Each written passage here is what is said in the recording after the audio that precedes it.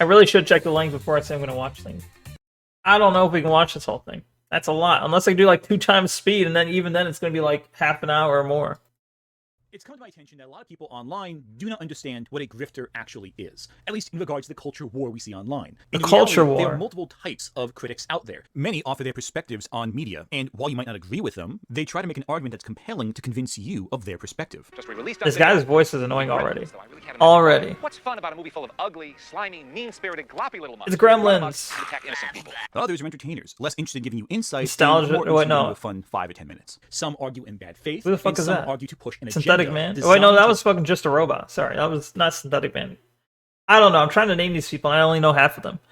Sell you on an idea or concept that they can profit from, either in terms of you buying a physical product or in terms of you just consuming more of their stuff. Consume product? Just consume product and then get excited for next product. I was going to say that. I was going to say that exact thing. I was literally just about to say consume product and then get excited about next product, you know? And then he did it. He did it. He knew exactly what. I mean, I guess it was the basic bitch answer, right? However, because of the nature of criticism, we often might find ourselves confused. Is this a grifter? Is this just an idiot? Thankfully, I'm creating this video as a handy-dandy guide. Thankfully, I just assumed they're all grifter idiots. In order to determine whether or not someone is a grifter or just bad at their job. But what is a grifter? What is the grift? What is the message they try to sell you? And how can you tell the difference, even if someone is using similar grifter talking points, between a true grifter and someone who's just bought the grift? A grifter refers to someone who tries to sell you an artificial solution to a problem they created. Or rather, a problem... Nah, wait, hold on. That's a grifter? Is that what you're saying? A grifter is someone who engages in small-scale swindling. Okay, that's accurate. But then he's saying a grifter is someone who tries to sell you a way to fix something that like a problem they created. No, not quite. No, that doesn't fit. You're giving an actual definition on the screen and then adding your own definition after. Or rather, a problem that maybe exists that has no true solution. The grift can take multiple forms. Okay. For example, I cut off his definition before the or part. Snake oil. Wasn't this always like just morphine or something, or fucking like straight coke?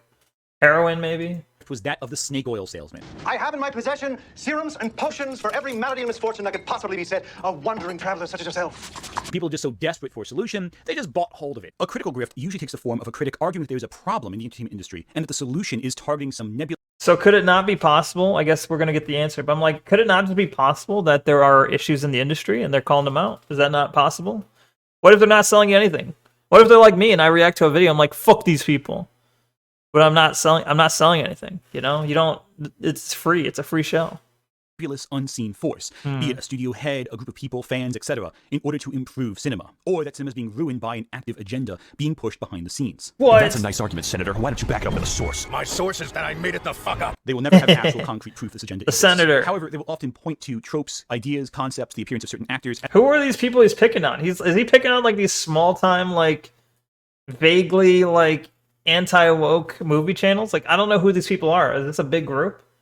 As evidence in lieu of actual concrete evidence. Wait, that's the middle guy though. I know that middle guy. Isn't that like Shad Diversity or something like that? Isn't that his channel? He's the guy who does like sword stuff. I think that's who that is. And that's enough for some of their audience. Something like that. Great example of this: when Shadiversity freaked out. Shadiversary. All right, I got it right. Look, I know people. I know things. Over Princess Peach wearing pants in the Mario film. She was kind of girl boss in it. She was. You can't deny that. Peach, yeah. Princess Peach. Yeah. Give it her pants. Yeah. Freaking come off of it. What he doesn't realize is this costume is from Mario Kart. It's a well-established outfit for Peach. Just because it's in Mario Kart doesn't mean it makes sense in that part of the movie, does it? Guys, put up the nerd emoji, guys. Do you know that outfit where she's wearing pants is actually from the it's from Mario Kart 8 where it first appeared? Okay, nobody gives a shit, bro. It's a movie. It's a movie. It's separate from the fucking games. They obviously heavily borrow from the games as a source, but it's a movie. It has its own universe. There could be things that exist in the games and not in the movie, and things that exist in the movie and not in the games. I was about to say vice versa, and I already did it. I already manually vice versa. Fine, but you get the point. Any real fan of Mario would recognize. Oh no. Any real fan of Mario? Oh god damn it! I did the voice too, and he's like, as soon as I unpause it, Any real fan of Mario would know this. Fuck off. it because they've played Mario Kart. Shadiversity, clearly. Wait, could you not? Are you not a real fan of Mario unless you play Mario Kart? What if you played every main iteration Mario game? You did like Mario, Mario 2, Mario 3, Mario like Super Mario World, 64, Sunshine, Galaxy, 3D World. What if you did all the main iteration titles, all the Wii ones, and you just didn't? You never played Mario Kart. Mario Kart is a fucking spinoff. What if you just never played Mario Kart? You're not a real Mario fan. That's retarded. This guy's retarded. We're only 3 minutes in. This guy's retarded. Has not. There are many people who believe that Sudo systems are against you, and that's not actually. I mean, I should have already known. What is that in the background there? Is that? I can see like there's something that looks like Sailor Moon down here. Yeah, Sailor Moon. I don't know what the hell this plushie is. He's got Berserk. He's got the fuck's. I don't know the Mars trilogy, but he's got Pikachu over here. The girl with all the. I don't know what that stands for. Lord of the Rings, George R.R. Martin. The fuck is Gideon? All right, so I'm judging him based on his things here. The three body whatever. I remember that book. Okay. Yeah, where's the Sonic stuff? He has to have Sonic stuff, right? There has to be Sonic stuff somewhere in there. Certain circumstances, and I'm going to give you the tools in this video that are necessary to identify a grifter from someone who might have bought the grift themselves, or someone trying to offer. Maybe it sounds okay. This guy is definitely Jewish. Like I'm not. He could be an atheist, but I meant ethnically he is Jewish. He's got the strong accent, and that's irritating. If we listen, maybe at normal speed it's more obvious. For you. A solution to a real problem. A real problem. Because not everyone who discusses problems in the entertainment industry are grifters. Many aren't.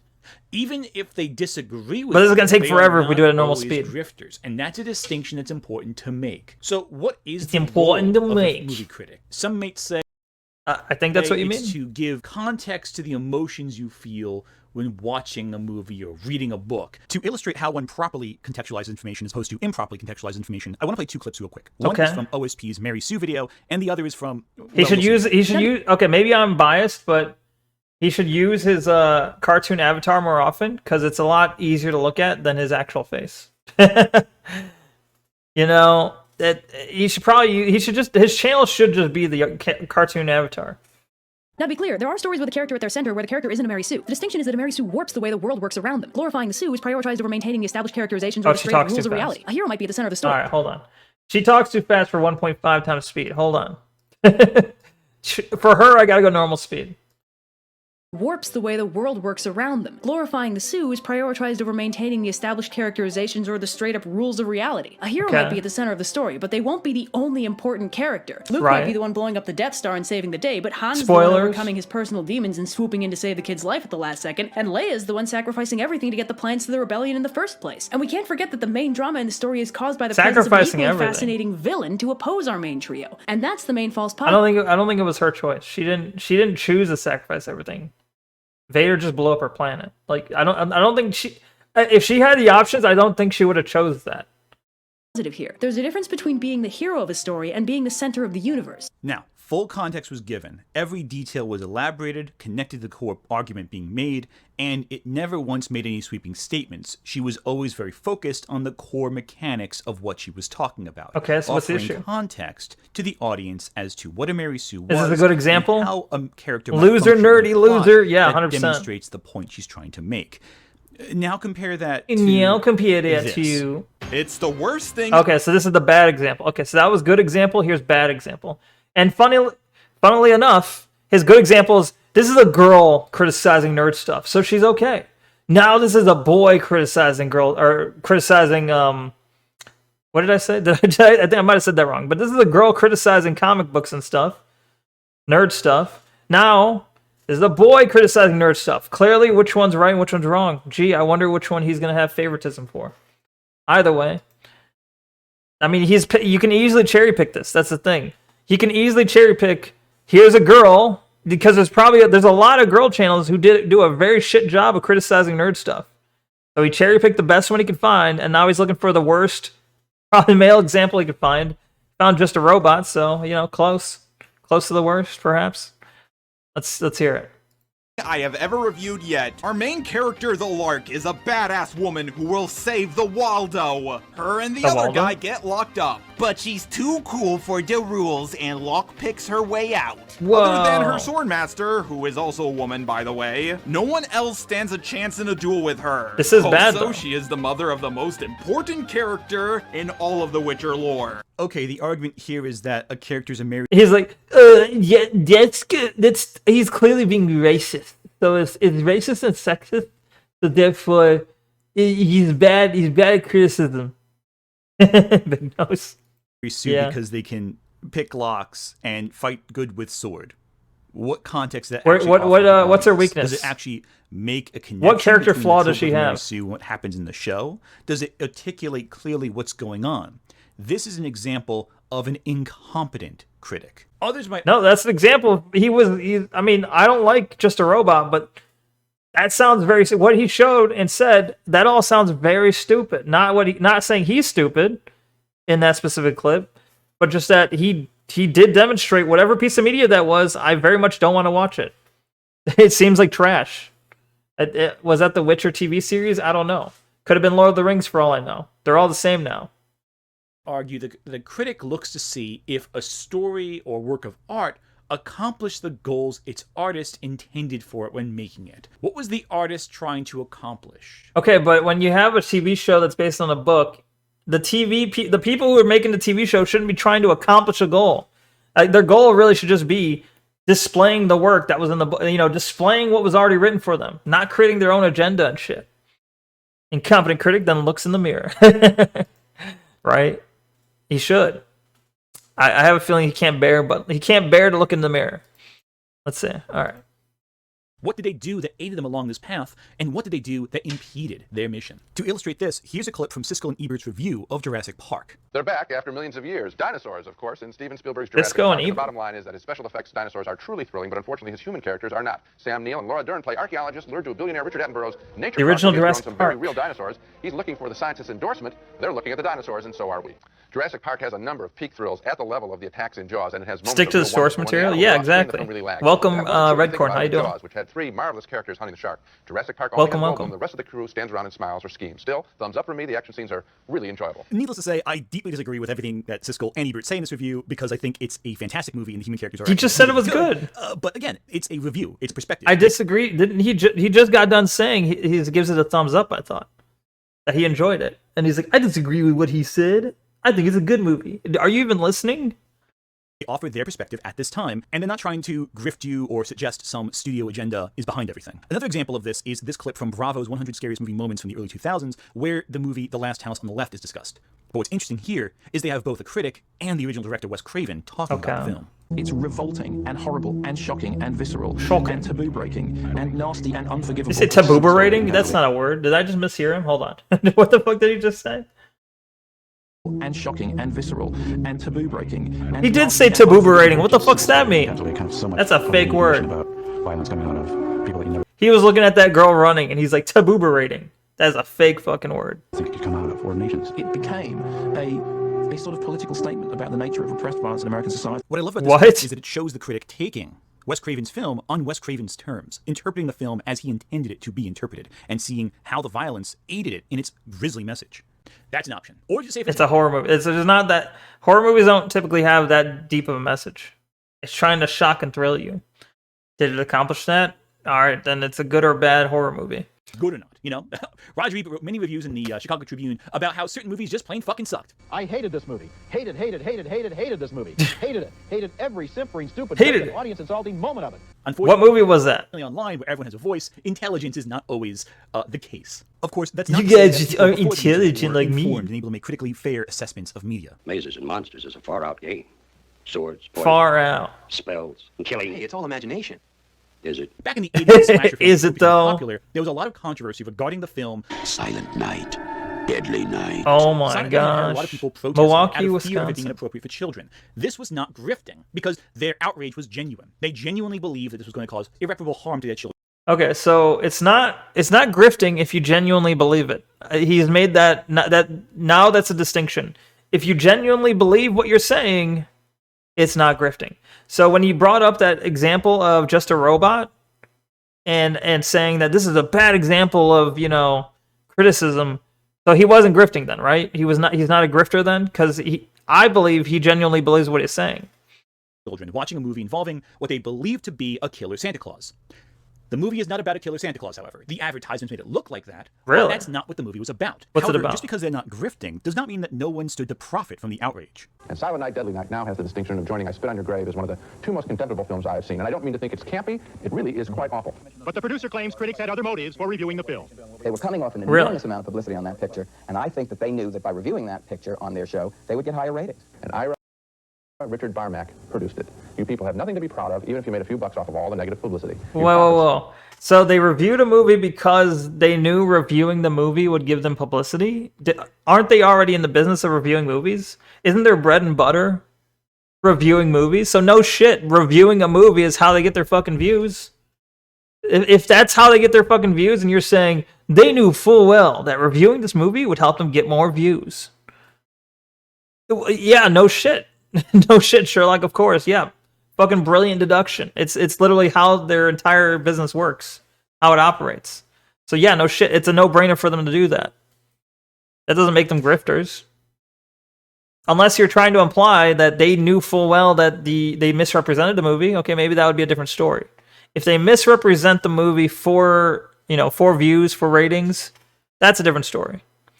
Truly our blood money. Shame on you, Siskel, and shame on you, Ebert, because I don't believe you. I think it was the height of hypocrisy for them to take that attitude. If they genuinely were horrified at the picture, they know very well that the most effective thing they could have done is to not review the picture. If they're genuinely horrified about the picture, they should have just not reviewed it. What kind of bullshit is that? Come on now. You don't get to choose what they show and don't show on their show. You think they can't show things they're horrified by? They cannot show things that... And what would be the point of a rating show if you don't show things you dislike? In fact, especially in the age of like YouTube and like critics, like YouTube critics specifically, a lot of time they get their biggest views from things they don't like. So I guess there could be an argument to be made that they grift in the sense that they kind of over-embellish their hatred or dislike for certain movies in order to get attention. You have channels like I Hate Everything, you have Your Movie Sucks, you know, two big examples, although I Hate Everything isn't specifically movie-oriented, but you get the idea. Being a negative critic seems to pay the bills. And it must have done the same thing back then too, obviously to a different degree, with a different, you know, it was a different time, different setup, but human biology or human psychology, I mean, doesn't really change that much. Either way, let's see what he says about this. In this case, their outrage was not a grift. It's a historical example, yes, but it's important to point out, hey, historically, okay, not a there have grift. been outrage groups against these films. Alternatively, something like the Hays Code could arguably be seen as a grift. Someone trying to censor film due to a perceived fear of societal backlash. Hold on. How is that a grift? How do they earn the money? How the Hays? What was that? Did you say go back to the Hays Code? Seen as a grift. Someone trying to censor against a grift. It's a historical example, yes, but it's important to point out, hey, historically, there have been outrage groups against these films. Alternatively, something like the Hays Code could arguably be seen as a grift. Someone trying to censor film due to a perceived fear of societal backlash. The Hays Code was meant to say you cannot make movies with these issues. You cannot make a movie that has these certain degenerate things in it. Of course, you'd have a Jewish influencer here trying to say, hey, that thing that kind of predated, like, the Jewish control of Hollywood, the thing that predated their prominence, that was clearly a bad thing. And when we did away with it and they rose to control, that's a really good thing. That's a really good thing. Of course you'd be on that side. To film. That film might corrupt the youth. Same thing happened with Seduction of the Innocent in the comic book sphere. Frederick Wortham attacked both horror comics and superhero comics. The former for inspiring acts of violence and cruelty among youth. Did it? And the latter for encouraging, of all things, homosexuality. Homosexual Batman. Yeah, of course. I've seen this comic page here before. Batman sleeping in the same bed as Robin. That was a good sleep. Come on, Dick. A cold shower, a big breakfast. Of course, it doesn't help that his name is Dick. And then down to the Batcave to repair the Batmobile. I'm way ahead of you. That is a bit strange, does that sound but somewhat familiar to you today? children are affected very, very early on. You know, you can see kids that they grow up in a horrible, violent household, and look how that kind of messes up their mind. Studies show that kids that experience trauma and stuff, it affects them later on. So if they're growing up and they're seeing, you know, lesbians and gays on Disney Plus, they're already conditioning themselves that, hey, I want to suck dick. That's a nice argument, Senator. Why don't you back it up with a source? My source is that I made it the fuck up. Research indicated you can keep putting that clip on there. Everyone you dislike, it doesn't prove them wrong though. You didn't prove them wrong. You just so basically what you did was he made a claim and you went source. That's what you did. You can make it seem cooler by putting Metal Gear Solid Revengeance on there. Or is that just Metal Gear Rising Revenge? Metal Gear Rising Revengeance. You can try and make your point seem cool by doing that, but what you're really saying is a source. You fucking dweeb. Though that most of this critic's studies were completely bogus. He made up facts wherever he went. The release of Dr. Wortham's notes and the subsequent research done by Ms. Tilley validated the years of criticism the book had received. There are many examples where Dr. Wortham omitted or added to what was related to him by his subjects. In some cases, he attributed statements from one person to another person or persons, and vice versa. I have no idea what he's talking about here. He manipulated statements and edited out The anti-comics crusade and the seduction of the innocent, strange brain parts. I don't know. He didn't really explain what the fuck he's talking about here, or who's talking. The topic is on I guess the Batman comics, right? That we just saw that clip of. Smart brain parts, I guess, is the person talking, I would assume. And the subject is what? Anti-comics crusade. Okay, but who is this person? Why should I care? What are they talking about? They're saying something about yellow text being changed. I don't know. I wasn't following that. Notes and the subsequent research done by Ms. Tilley validated the years of criticism the book had received. There are many examples where Dr. Wortham omitted or added to what was related to him by his subjects. Omitted or added what was relayed to him by his subjects. Okay. In some cases, he attributed statements from one person to another person or persons. Okay, so misattributed statements. Okay. And vice versa. In other words, he manipulated statements and edited out contradictions to support the claims his book was making. Furthermore, he apparently included secondhand information provided to him by contemporaries and by parents without independently verifying its authenticity. Overall, Seduction of the Innocent is a case study in how to falsify evidence to strengthen a position not supported by fact. This guy... Okay. What the fuck is Seduction of the Innocent? Is it a book? Did he bring this up? Seduction of the Innocent...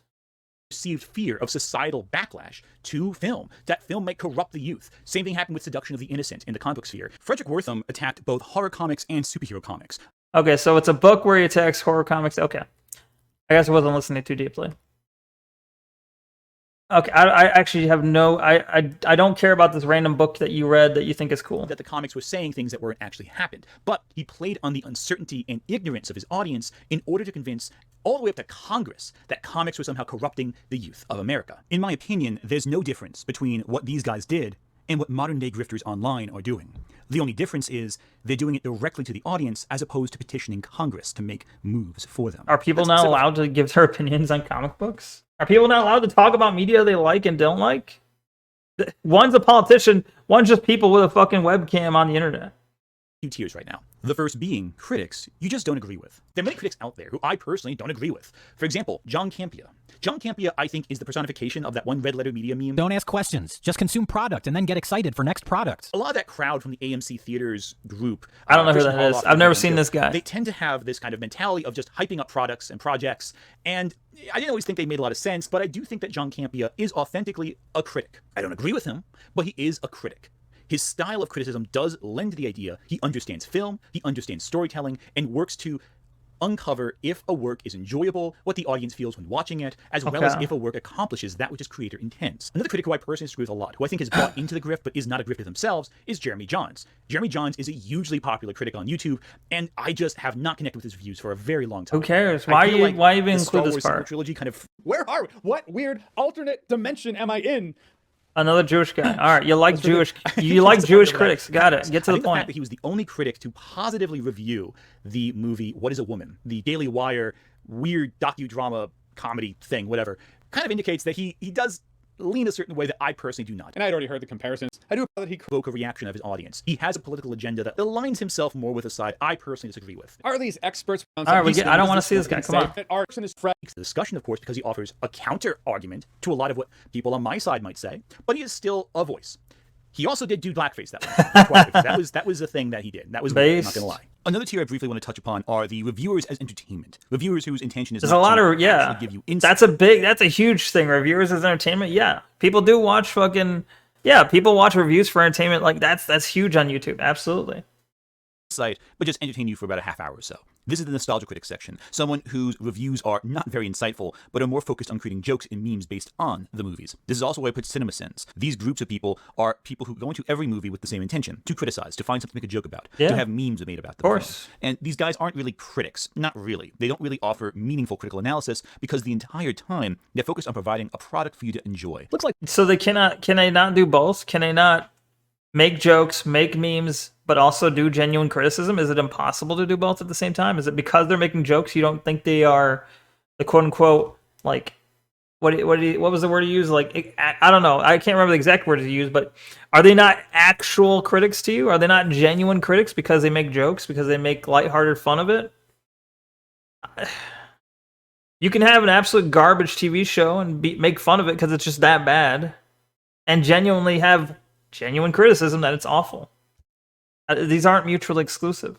Like this movie spent half its budget on rain machines and made sure key scenes took place with them involved, so we couldn't hear the dialogue. This bit right here sucks because it's the last scene with rain in it in the whole movie, and it's like 5 minutes in. These folks are also not grifters because they're not trying to grift you for anything. Okay, they're just trying to make entertainment. They're not grifters. As a critical experience, their words are less than useless. A good example of their words are. Wait, hold on. What did you say? They're less than useless. And it's like 5 minutes in. These folks are also not grifters because they're not trying to grift you for anything. They're just trying to make entertainment. That means that as a critical experience. As a critical experience, their words are less than worthless. Their opinion can still be valuable. Just because you don't like how they criticize it doesn't mean they don't have valuable opinions. Their words are less than useless.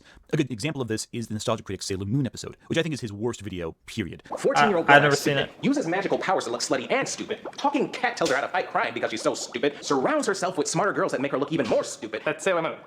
What? The formula you're describing is Sailor Moon. Because it reflects the veneer of critical analysis, while Doug admits at the end he didn't even finish the show. And guys, that's as far as I got. Hell, What define finishing the show? If you're watching Sailor Moon, you mean he didn't finish one episode, or you mean he didn't finish the entire series? Because yeah, I wouldn't expect him to finish the entire series. Barely watched 10 episodes of a 200. Okay, so he watched 10 episodes. That's enough to get a vibe. That's enough to get a vibe of a TV show. He's not gonna watch every single fucking episode of Sailor Moon to try and criticize it. 3-episode show, yet he makes sweeping statements about the quality of the whole thing, as well as weird sex jokes involving characters who are under the age of 16. That's a thing too. There's all this talk about Sailor Moon being a sexy 14-year-old pinup. It's all building up to one important question.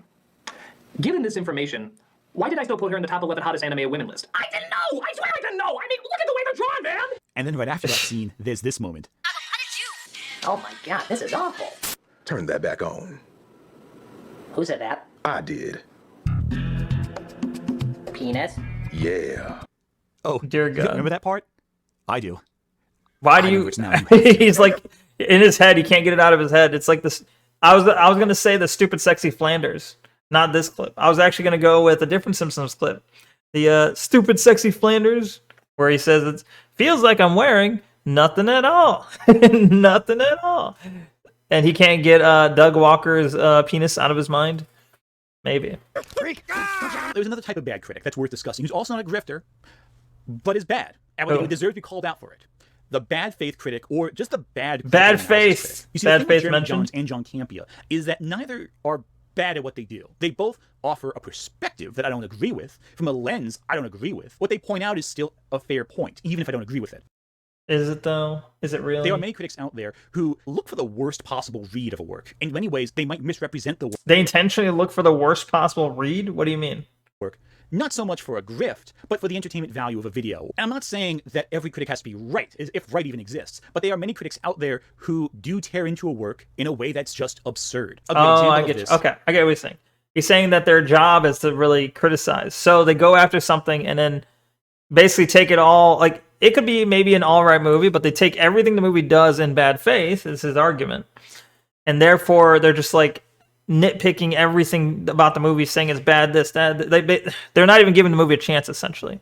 They're in the work of getting views for negative reviews, so they're just taking a movie and not even giving it a chance, just immediately coming at it from a negative lens, I guess is what he's saying. is my old dear friend of the world, Lily Orchard. And years afterwards, I was dealing with trying to wring analytical content out of Lily shows that all go Orchard? bad in the same boring, predictable ways to the point. The one speaking is Lily Orchard. Is this a trans person? Calling it. I just got so tired of it. That's why I don't like adventure fantasy as a concept. They're all the same, and you try coming up with a new script every 2 weeks Look to describe at Adventure it. Time times 12. I did. Lily Orchard is a great example of a terrible critic who is not a grifter. Her critical style is horrendous. The last wish is a by the numbers 3E, yeah, E3. E3 was a great convention once upon a time.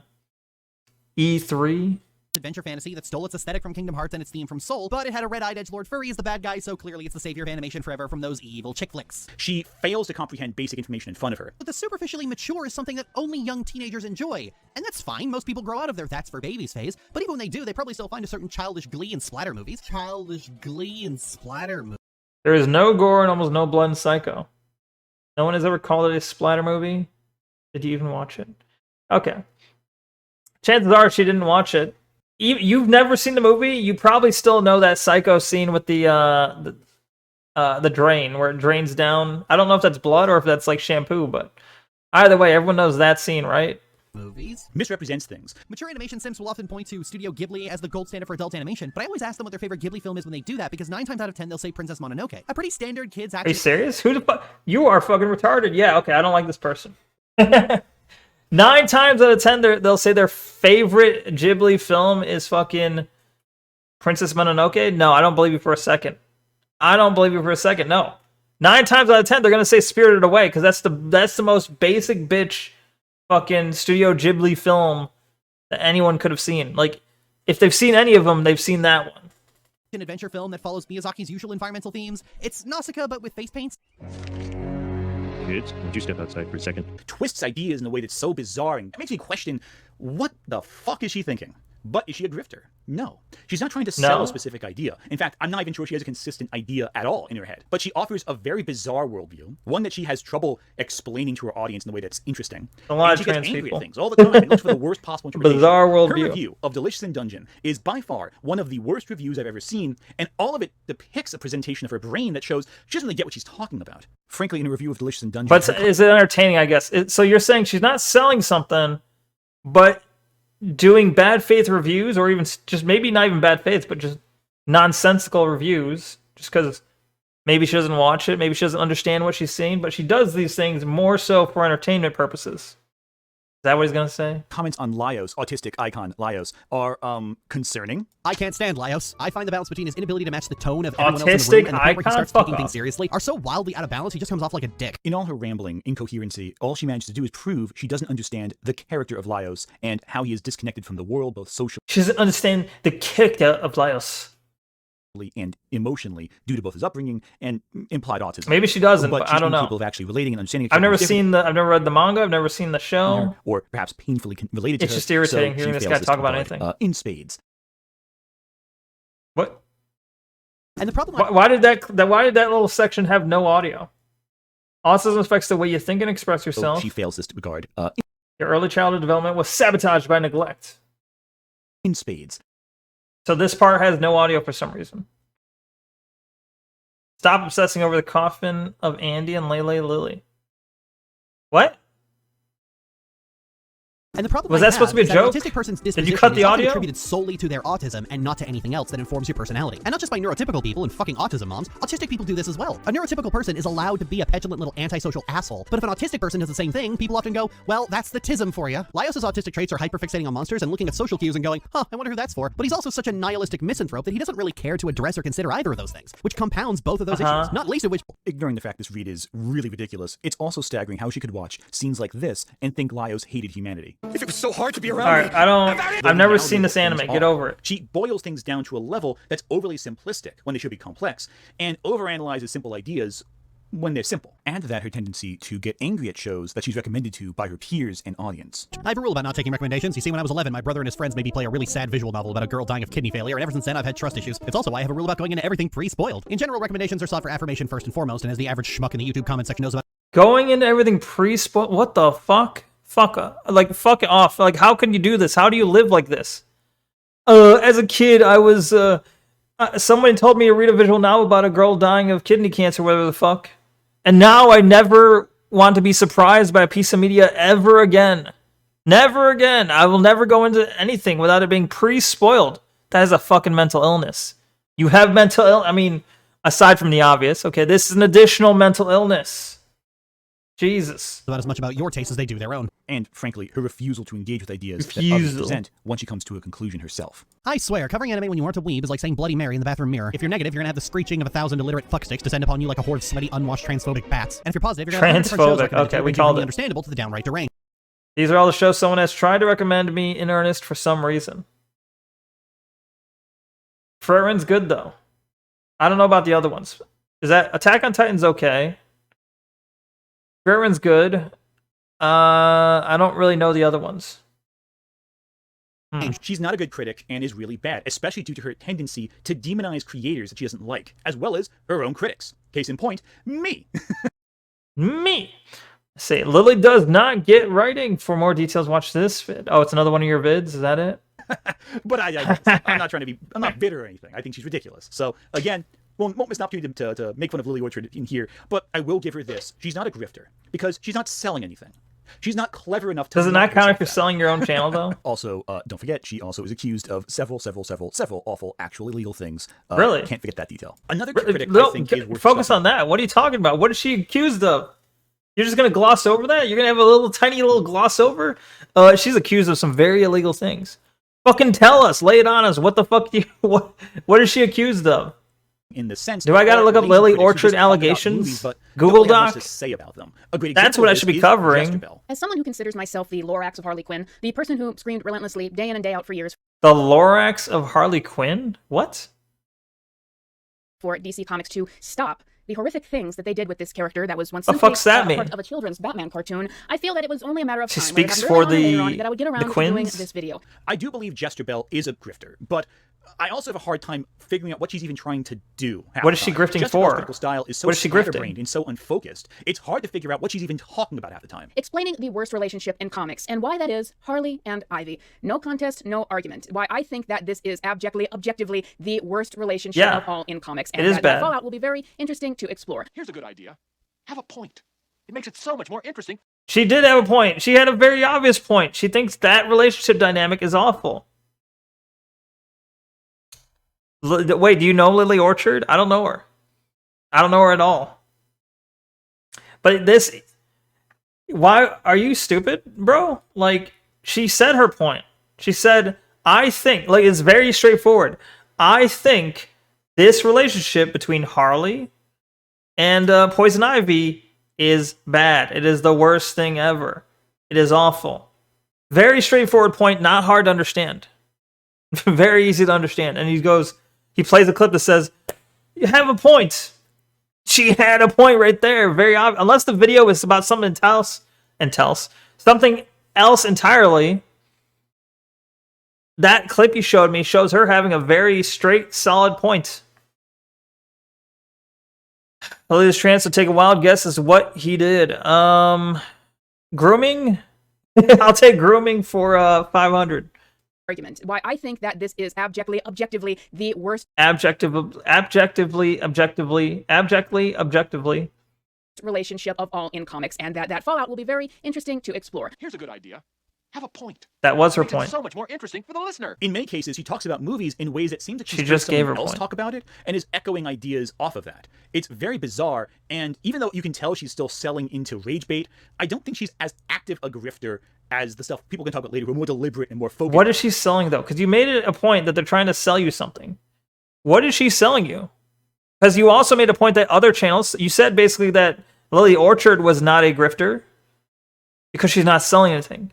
Okay, now this other person, as far as I know, she's not selling it. You haven't defined what she's selling, so she should also be considered nonsensical, but also not a grifter. If you're going to call her a grifter, why are you calling her a grifter? With their grift. Her unfocused nature makes it very hard for me to really get her point. I think what she's doing is she's feeding into rage bait to get attention online. I don't believe she authentically believes half of what she's talking about. It's just too bizarre and too repetitive. Okay, so you just think she's lying. You think, okay, so the crux of the issue is, it's not, okay. So if someone is building their own fan base, building their own channel, and they genuinely believe what they're saying, not a grift. They're doing the exact same thing, but they're pretending to dislike something, or at least making up points they don't actually agree with, in your opinion, that's grifting. All right, I understand. I got you. All right, you think she's not genuine. I think she is genuine. I mean, from what I saw, from what little I saw, you've clearly seen more than me, but from what little I've seen of her, I think she is genuine. Just, you know, if she's nonsensical, maybe she's just a nonsensical person. Not everyone makes a lot of sense. But she might genuinely believe, she might not be that intelligent for all I know. I don't know. I think what she's doing is chasing trends online, and that's an important distinction. The grifter does not simply chase trends online. The grifter hones in on a certain sales tactic to sell something to you. That's not the... You just said you think she's... Okay, let me go back. You think she's a grifter. A. B. You think she's following trends online. C. Grifters don't just follow trends online. Are you debating yourself here? Hold on. Don't believe she authentically believes half of what she's talking about. It's just too bizarre and too repetitive. I think what she's doing is chasing trends online. All right. You think she's a grifter, and what you think she's doing is chasing trends online. Okay. And that's an important distinction. The grifter does not simply chase trends online. The grifter hones in on a certain sales tactic to sell something to you. That's not the same thing as someone who just randomly shouts all the time about a nonsensical topic and seams to be confused. Then she's not a grifter, then, by your definition. Discussing. This category is... She's not a grifter by your definition, then. Had to refresh myself on Lily Orchard, but it wasn't grooming. He SA'd his sister. Oh, that's fucked up. I didn't think it was going to go that direction. I mean, I often hope that it's not that fucked up, but that's fucked up. Why didn't he mention that? Why did he gloss over it? That's pretty fucking serious to mention. Just glossing over that, being like, oh, there's, you know, they did some bad stuff that are illegal. Like what? Tell me. This is your video. Entertain me. Also where it plays someone like Just a Robot, someone who's really bad at making critical analysis, but also clearly a racist. Hell, even anime really bad at making content or making analysis, but also clearly a racist. What? How is that related? Characters like Ash, Sailor Moon, Goku, Naruto, Ichigo, Luffy, Eren Yeager, Saitama, Deku, and just so many other anime characters look white. And of course... What? Hold on. Yeager, Saitama, a racist. Hell, even anime characters like Ash, Sailor Moon, Goku, Naruto, Ichigo, Luffy, Eren Yeager, Saitama, Deku, and just so many other anime characters look white. They do look white. How is that racist? Tell me those don't look white to you. Show me the black person in this picture. Sir. Show me the black person in this picture. They look white. They're clearly, and many of them are intentionally trying to go for European aesthetic. That's why you'll have some of them with blonde hair, such as you have Edward Elric right there. They'll have blonde hair. They'll have non-brown eyes. You have Naruto with the blonde hair, and I don't remember what color his eyes are, but... Guess what? The Japanese love the European beauty standard. They do. They want to lighten their skin. They want to look as pale as possible. They want weird hair colors, not just... Guess what? Most Asians have black hair. Black to brown, varying degrees of shades of hair like that is not very... And look at their anime. Look at all the various colors. They want to be something they're not. That was the reason for the coffin of Andy and Lele joke? Oh. Okay, I get it. That's disturbing, but I get it. All right. It's a little... He didn't really make a big deal out of it. It was a little side gag. I get it. Okay. Goku, Naruto, Ichigo, Luffy, Eren Yeager, Saitama, Deku, and just so many other anime characters look white. And of course, there's that... He didn't even do it. He didn't even offer like a counterpoint. He's just like, clearly they are not white. Facepalm. Let me do a GIF that makes it... This GIF shows that I've beated you. Wow. I don't know who is this fucking... This guy looks like he's 15. One British kid. That kid also is another example of a terrible bad faith critic because he's just a racist. He's just a bigot. He's just shouting. Can you not have legit criticism and be racist? Are these mutually exclusive? I mean, this Jewish guy would think so. What if I said you cannot be Jewish and be a genuine critic? What if I say you cannot separate your Jewish identity from your criticism? It is impossible because you'll always subconsciously push Jewish values. Would you think that's true? Would that be valid to you? Probably not. Probably not, right? Asian culture literally go through beauty transformations to have lighter skin. Exactly. Yeah, what I was saying. Yeah, they just like Asian beauty standards are pretty fucking. They're more Euro focused. They're more Eurocentric than Europe is. It's ridiculous. Putting bigotries into the air in hopes that something will stick. What he's saying is completely incoherent. He's not grifting so much as, again, rage baiting for profit. That's a different thing, but also worthy of criticism. Well, is it a grift though? You're not making what you're saying is a grift and isn't a grift is all over the fucking place. Sometimes it's a grift, sometimes it's... What is the grift? Tell me, okay. Name the grifters. Name the bully. No, name the grifters. Say this person is a grifter. The only one I got you got to say was a grifter was that one chick talking about fucking Poison Ivy and Harley Quinn. And then even then it didn't make sense because by your own definition, she wasn't a grifter. Now you're saying if they're racist, they're not genuine critics, but you're not calling them grifters either? All these critics deserve pushback. The difference is, are they grifting? Yeah, there you go. Okay, are they grifting? I don't think so.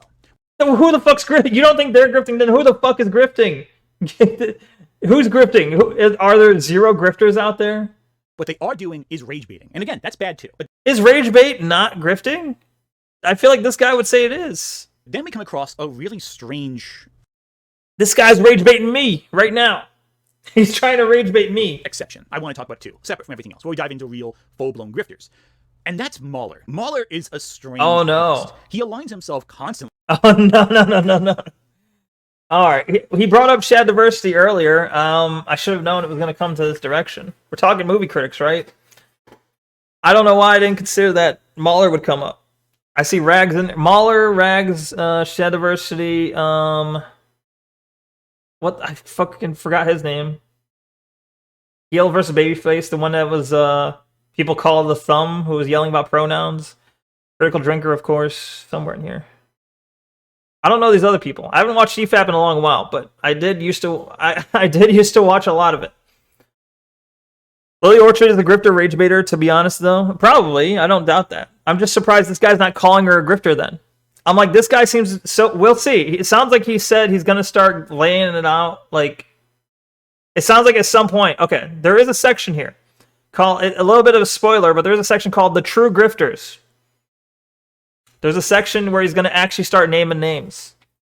So I guess I'm jumping the gun a little bit. Because I'm like, all right, you keep mentioning people. You keep saying that they're doing things that you think aren't genuine criticism, but then you keep saying they're not grifters. So who the fuck do you think is a grifter? We'll find out soon enough. Of course, Critical Drinker is on there. I bet he talks about him. Probably, most likely. It turns out probably this is just mostly an anti-EFAP video. That's probably what this is really about. It's like, I don't like anyone who's vaguely conservative and a movie critic.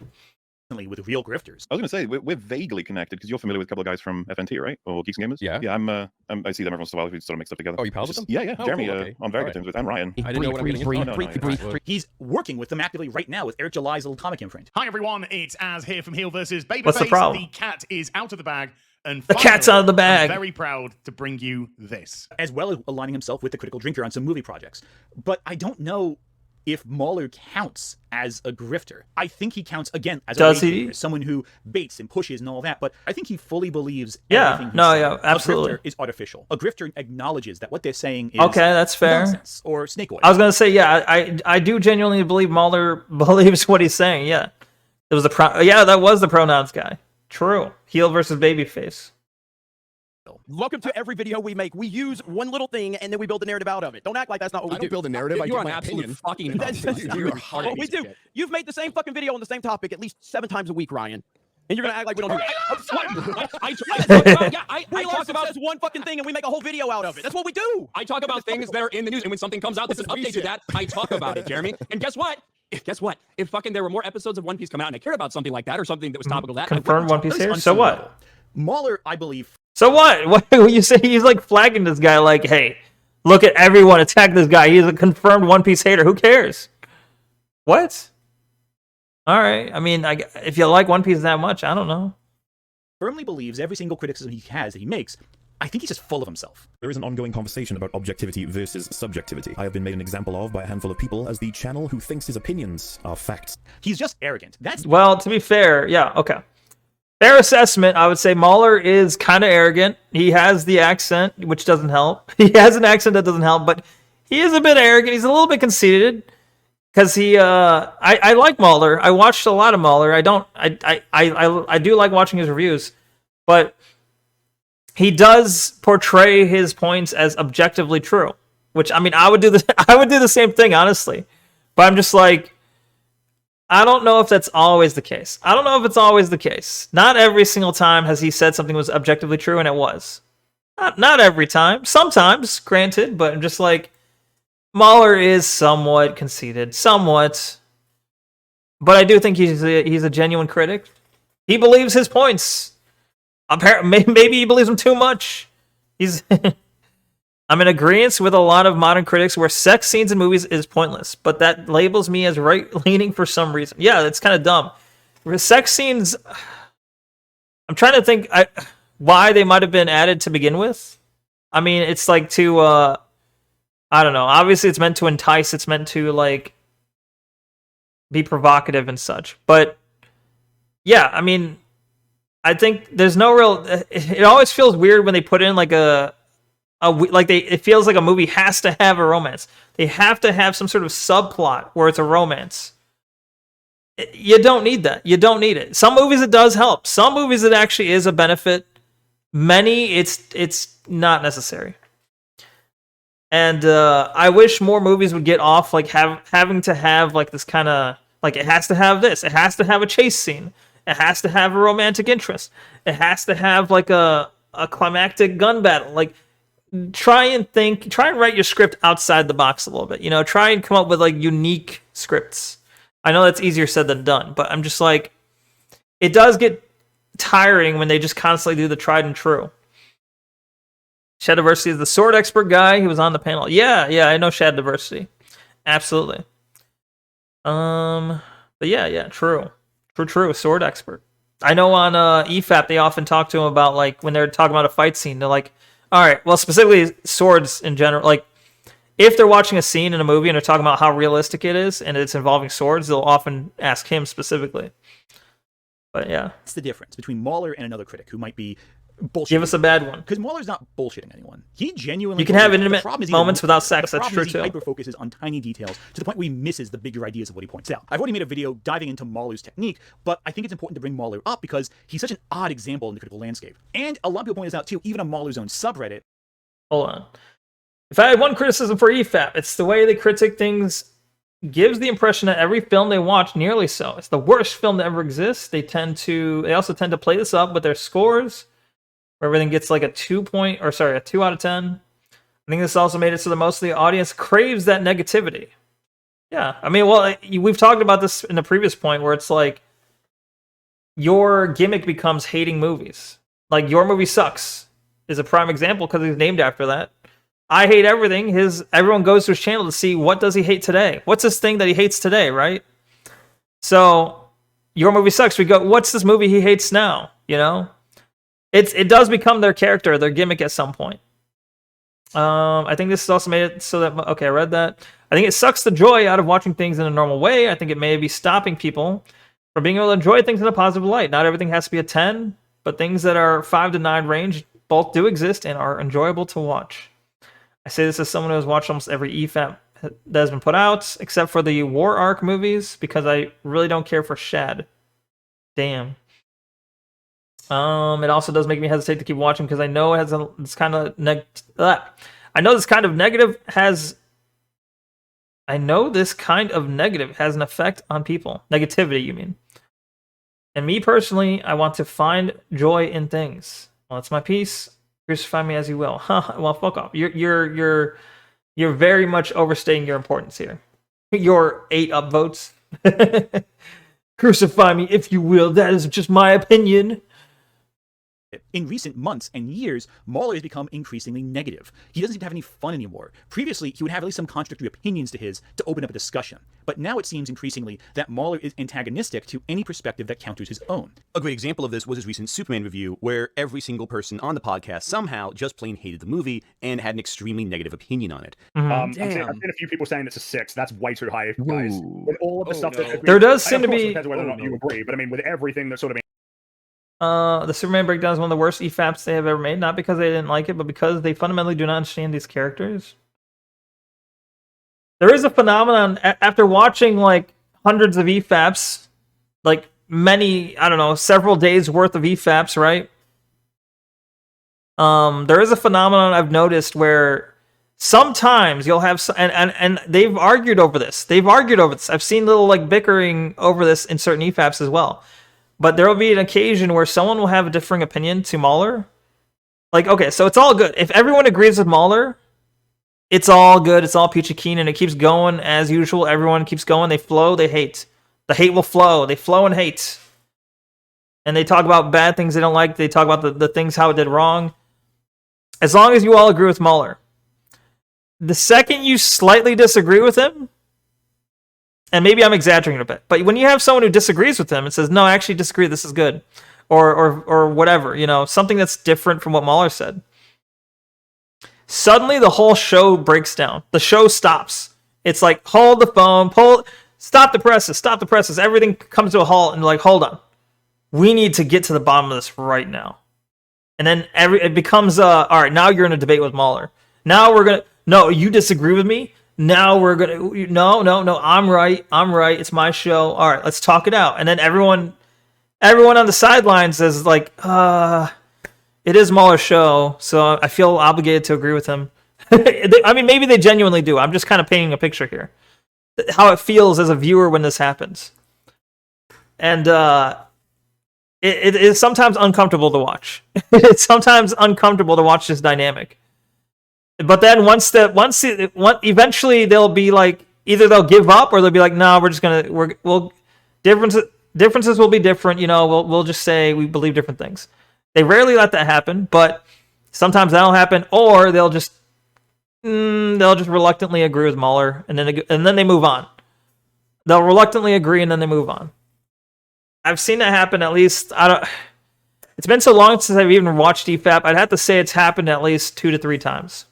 Something like that, where just the whole show halts and then they have to discuss it out. But yeah, that is something I've noticed. Maybe that's what he'll get into. Outline. This film was riddled with problems, and like the stuff that's good doesn't. No question. Why is Fringy is the name I was trying to remember.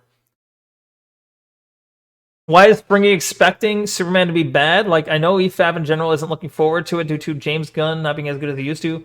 Though I enjoy Guardians of the Galaxy 3. Guardians, is that what they call it? And superhero films in general, but being bad, but he seems to not look forward to this movie in particular. I see. Anyway, Fringy, I think EFAP, I didn't watch those episodes, but I have a feeling they watched, like, they saw the preview images and kind of already went in wanting to dislike it. Really rise to such an extent that it can compensate for these problems. There is a great response to this review that goes into detail about every single thing that they seem to either get wrong about the film, Who's SK? or overemphasize about the film, or deliberately South misunderstand Korea? the film that I'll just reference here. And because of that, he's only further So isolated you're not going to go himself into and it? refused to grow and change as a critic. While his peers have developed, he hasn't. And that's why he surrounds himself with other grifters, because they Other grifters. Damn. Okay, you're calling them all grifters? This is why he surrounds himself with other grifters? Damn. challenge him. They kind of just take him as this sort of person who can do no wrong, so to speak. In fact, I think one point that's interesting is when he pushed back on other figures in his own sphere. Kenobi show, you know, is a show that we had been waiting for, arguably, you know what, screw arguably. It was the most important show that Star Wars could ever have released after George sold it to Disney. I can't. No, it just never should have happened. It's the most important show they could ever release. Maybe. Well, no, because we had both ends of it. What We had show are episode we 3, talking we had about? episode 4. It was totally unnecessary. Most notably, Star Wars theories criticisms about Andor. I was going to say that sort of feels like maybe where we split significantly. Where I thought Andor was excellent and it's the best thing that Disney's ever made for Star Wars. Oh no! You, Wait, Mahler liked Andor? Really? What the fuck? I didn't expect that. What? sell you in a particular way, but you think it's boring and maybe good, but not Star Wars Blade Runner-ish. We see Kathleen Kennedy as a problem, as of course has been highlighted now by South Park. But we actually see Jon Favreau and Dave Filoni also to blame for damaging Star Wars. Meanwhile, I think you see them as more the correct custodians to take it forward. I think they're the only custodians we have. And because of that, it kind of pushed Star Wars Theory out of the circle he had been starting to come into over the last few years. Star Wars Theory, by the way, I don't know if he's a grifter or not, but I do believe that he also partakes in a grift of sorts. Though I will say this, I think a problem with Star Wars Theory... I'm sorry, I just saw him cross his arms like he's getting serious now. Sorry, that made me laugh. Just watch him. I can't take it seriously, but watch him cross his arms. He's like, now it's serious mode. What it makes me think of is like when you see those like animated, like when you have someone who has an animated avatar and they're like a dragon or some sort of furry, and then they cross their arms. You know, business. You know, it's about to be business. You know, they upset. You know, they mad. They're really gonna tell you how they think. That's what it reminds me of. It's in a grift of sorts. Though I will say this. I will say this. Oh, I gotta see it again. Oh. I will say this. I think a problem with Star Wars Theory is that he...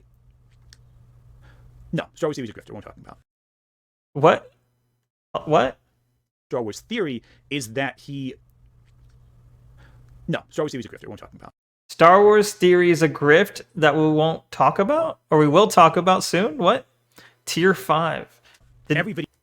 Are these all tiers? Why does he call them tiers? Are these not just sections of your fucking video? Tier 1, Tier 2, Tier 3. Why not just call them Section 1, Section 2, or even Act 1, Act 2? Why are you calling them tiers? Alright. Everyone with a different opinion than me is a grifter. That is essentially, yeah, that's what I'm getting out of this. Video he makes hyperemphasizes a small problem into a big ordeal, sometimes not even addressing things. About a year ago, there was a controversy that was started when Star Wars Explained, another Star Wars criticism channel, started discussing how certain figures in the Star Wars critical landscape, who are grifters, were being extremely bigoted towards minorities. Who are grifters? He had to add in there, who are grifters. Is this the same guy? I want you all to pay attention to something. It is him! This is the same guy we're watching now, but he's younger and has different hair. Okay. But he called them because they dislike minorities, therefore they cannot be real. They cannot be real critics. This guy seems to hold the opinion that if you dislike minorities, you cannot be a real critic. I'm not sure I understand how that doesn't seem to make any sense, but that seems to be a standpoint. If he thinks you dislike, well, let me clarify. If he thinks you dislike minorities, you are a grifter. It's like instantly. You're a grifter. You're not a legit critic. Something that is not mentioned in the beginning of this discussion. Dear Team YouTube, last week, actor Amanda Stenberg, they, posted candid comments to Instagram about the rampage of bigotry and vitriol that she had received since leading the cast of The Acolyte, the latest addition to the Star Wars universe. Stenberg's experience is not new. In fact, this known tactic was initially provoked by... Oh, no. No, are we going to talk about Gamergate? Hold on. Oh, no. Milo, I can't say his name. Milo, no, I can't say it. Yiannopoulos, or that'll be good enough. That'll be good enough. Milo, though, is mentioned. Milo Yiannopoulos, who aggressively targeted Ghostbusters actor Leslie Jones under the guise of film criticism. After prolonged insults against her Ghostbusters character resulted in harassment against Jones on Twitter, Yiannopoulos claimed Jones was... He stumbled over it, too, okay? It's not just me. Against the harassment. The aggressive gaslighting of Jones' experience resulted in Yiannopoulos being banned from Twitter. 8 years later... You can't say anything bad, because then everyone's gonna, it's gonna result in harassment. Everyone should just like movie, just consume product and get excited for next product. You cannot be a critic on anything, because it's gonna result in harassment, okay? Don't criticize anything that could result in harassment. If they want to put a big, fat, black girl as the main actor in a Star Wars film, you better like it, or at least you better not say anything bad, because that could lead to harassment. Yiannopoulos' playbook against marginalized actors has burgeoned into a multi-million-dollar business on... It all leads back to Gamergate, baby! Yeah, really, seriously. Gamergate fucking broke the minds of so many weirdos on the internet. It's insane. This playbook's biggest target, Star Wars. As fans of the Star Wars franchise, we have tirelessly witnessed a handful of YouTube creators continuously drive prolonged insults and harassment against marginalized actors and members of our community. Marginalized actors? The Star Wars fandom demands that... That's kind of I feel like... Okay. Is that not an oxymoron? Is that not the epitome of an oxymoron? You have someone who is in Hollywood. They are an actor or actress. They probably made tens of thousands of dollars, at the very least, in doing this like very publicly visible job. They have fans. And you're saying they are marginalized actors. How are they marginalized? What is marginalizing them? I feel like they're privileged. To be an actor is privilege. Marginalized actors? I don't know about that. I don't know about that. YouTube enforce its community guidelines against prolonged insults and incitement of targeted harassment towards women of color by demonetizing the following YouTube channels: Geeks and Gamers, Ryan Cannell, RK Outpost, and Nerdrotic. Do you think that's fair? Do you think it's fair to demonetize these channels because they had a criticism you didn't agree with? Of course he does. Of course he does. Look at that nose. Of course he does. Of course he thinks you said something bad about a woman of color. We're going to take away your money from your platform. Yeah, of course. He's just racist. He sees brown skin and he automatically classifies them as marginalized, right? I wouldn't. Leslie Jones has made tons of money off of Ghostbusters and other movies. She's a successful actress. As much as I don't like her, and many other people don't like her, she's a successful actress. Her face and her name are in fucking magazines and shit. You know, she is not a marginalized actor. Noticeably, there are 3 channels mentioned, and none of them are Star Wars Theory. Geeks and Gamers championed RK Outpost with 319,000 subscribers, a channel that frequently targets marginalized actors, including Moses Ingram, a black American cast member in the TV series Kenobi. Days before Ingram called out racist backlash against her Instagram, RK Outpost called Ingram a quote-unquote lunatic who can do nothing other than play the victim. RK Outpost has recently referred to Ingram's Kenobi character, Reva, as dumb and... His character. A certain slur I don't like to say out loud. Oh! A slur. Hold on. What? What? Where is it? Hold on. I see RK Outpost called Ingram a lunatic who can do no other than play the victim. And you didn't exactly prove him wrong, though. You proved RK Outpost right. He played the victim, and guess what? He got the channel demonetized. You're proving him right. Who has recently referred to Ingram's Kenobi character, Reva, as dumb and retarded. Is it the retarded word you don't want to say? Is that the slur? Are you serious, bro? Bruh. Oh my gosh. Samuel Jackson is so marginalized. I must stand up for him. I can't believe they made him a Jedi Master when he could have been a double Jedi Master.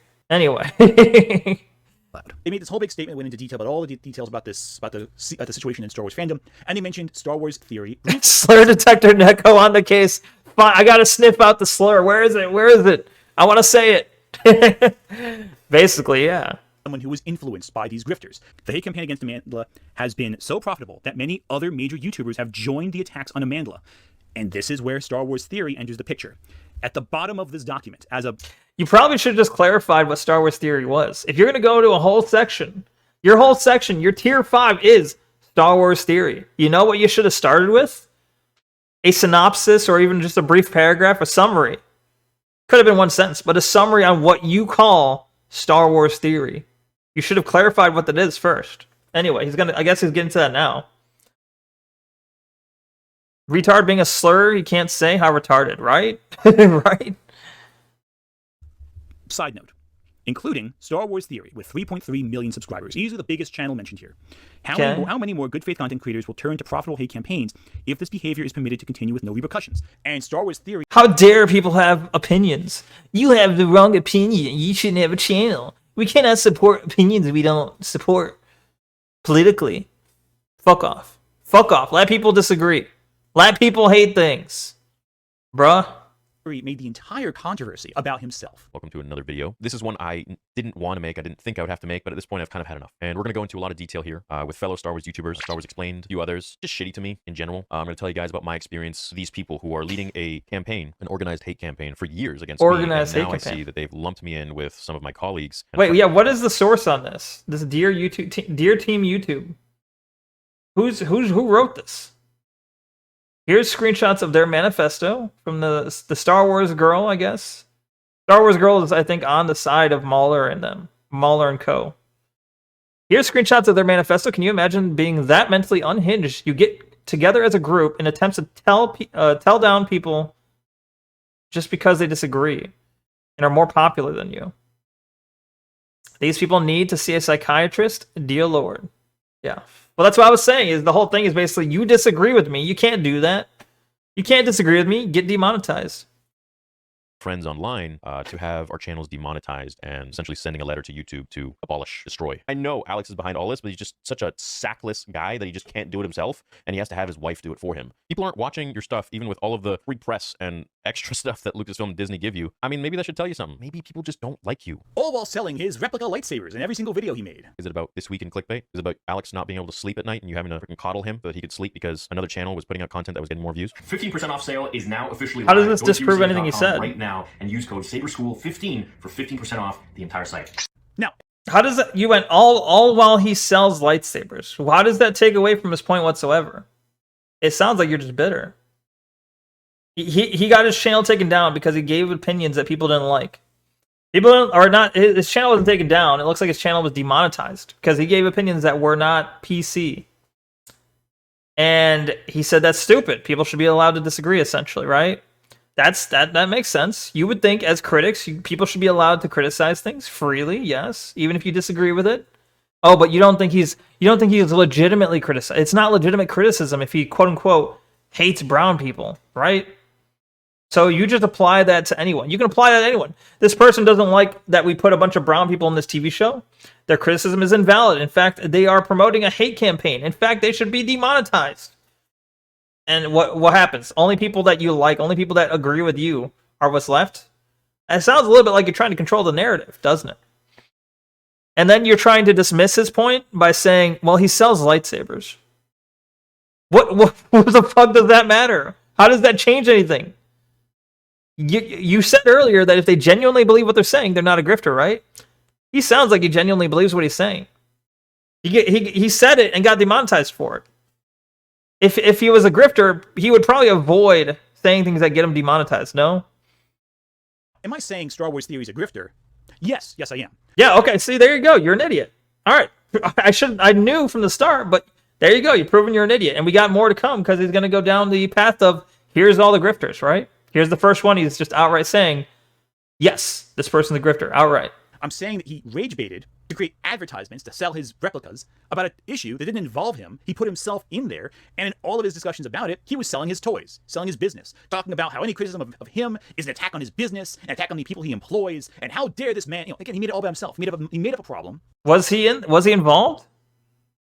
What was he not named? Maybe I'm not reading that right. Was he not named in that document? But either way, it's people like him. Is he not allowed to do a show about how people like him are getting demonetized? Does that not stick more to it? Let's say he's not one of the people demonetized. If he's giving his opinion, and he knows full well that he could be demonetized for it, because there are people actively being demonetized for it, does that not lead more credence to him believing what he's saying? He's actively selling a product. He clearly is trying to, he's doing it for money. If he's saying something that he knows could lead to him getting less money, that should lead credence to him genuinely believing what he's saying. Not that he's out for some bucks. He's not out for money then. You, sir, are fucking retarded. Yes, advertising your company is bad and discredits anything you say. But this insert, I can't say that, but is anti-capitalist. Well, he's probably pro-capitalism, but with certain controls supporting certain people. If it supports the right people, he's very pro-capitalist, I'm sure. But at the end of the day, with those controls, is that really capitalism? Who's to say? But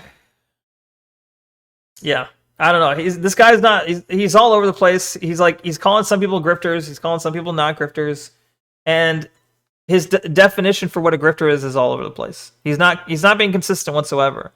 That wasn't a problem about himself, and he did it all as an advertisement for his business. I think the entire thing was extremely artificial. He risked demonetization as an advertisement for his business. Is it not? If I go to his channel and I go to all his views or many of his videos, all of his videos, I don't know, but if I go to many of his videos, even ones that are not related to Star Wars, is he still selling his fucking lightsabers? Guess what? He probably just does that with every fucking video. Every video since he started that business, he's probably advertising his own business. It's probably not necessarily even related to the point of the video. I bet you anything before that video, he also advertised it in the video prior. Artificial and extremely petty. And I think as time goes on more and more and more, Like, if you might have a point if it's like, oh, there's this Star Wars controversy. Well, I'm selling lightsabers right now. If that was what happened, you might have a point. But I highly doubt that's what happened. I think more people are realizing how superficial a lot of what he had to say truly is. Famously, when this guy watched Andor, which is unanimously agreed to be one of the greatest Star Wars shows made. Unanimously, Andor. Am I missing something? Andor is unanimously agreed to be one of the greatest Star Wars shows ever made. I mean, it's not. Well, first of all, I guess it's not a very high bar. It's not a very high bar. When your standard is Star Wars TV shows, it doesn't have to overcome much.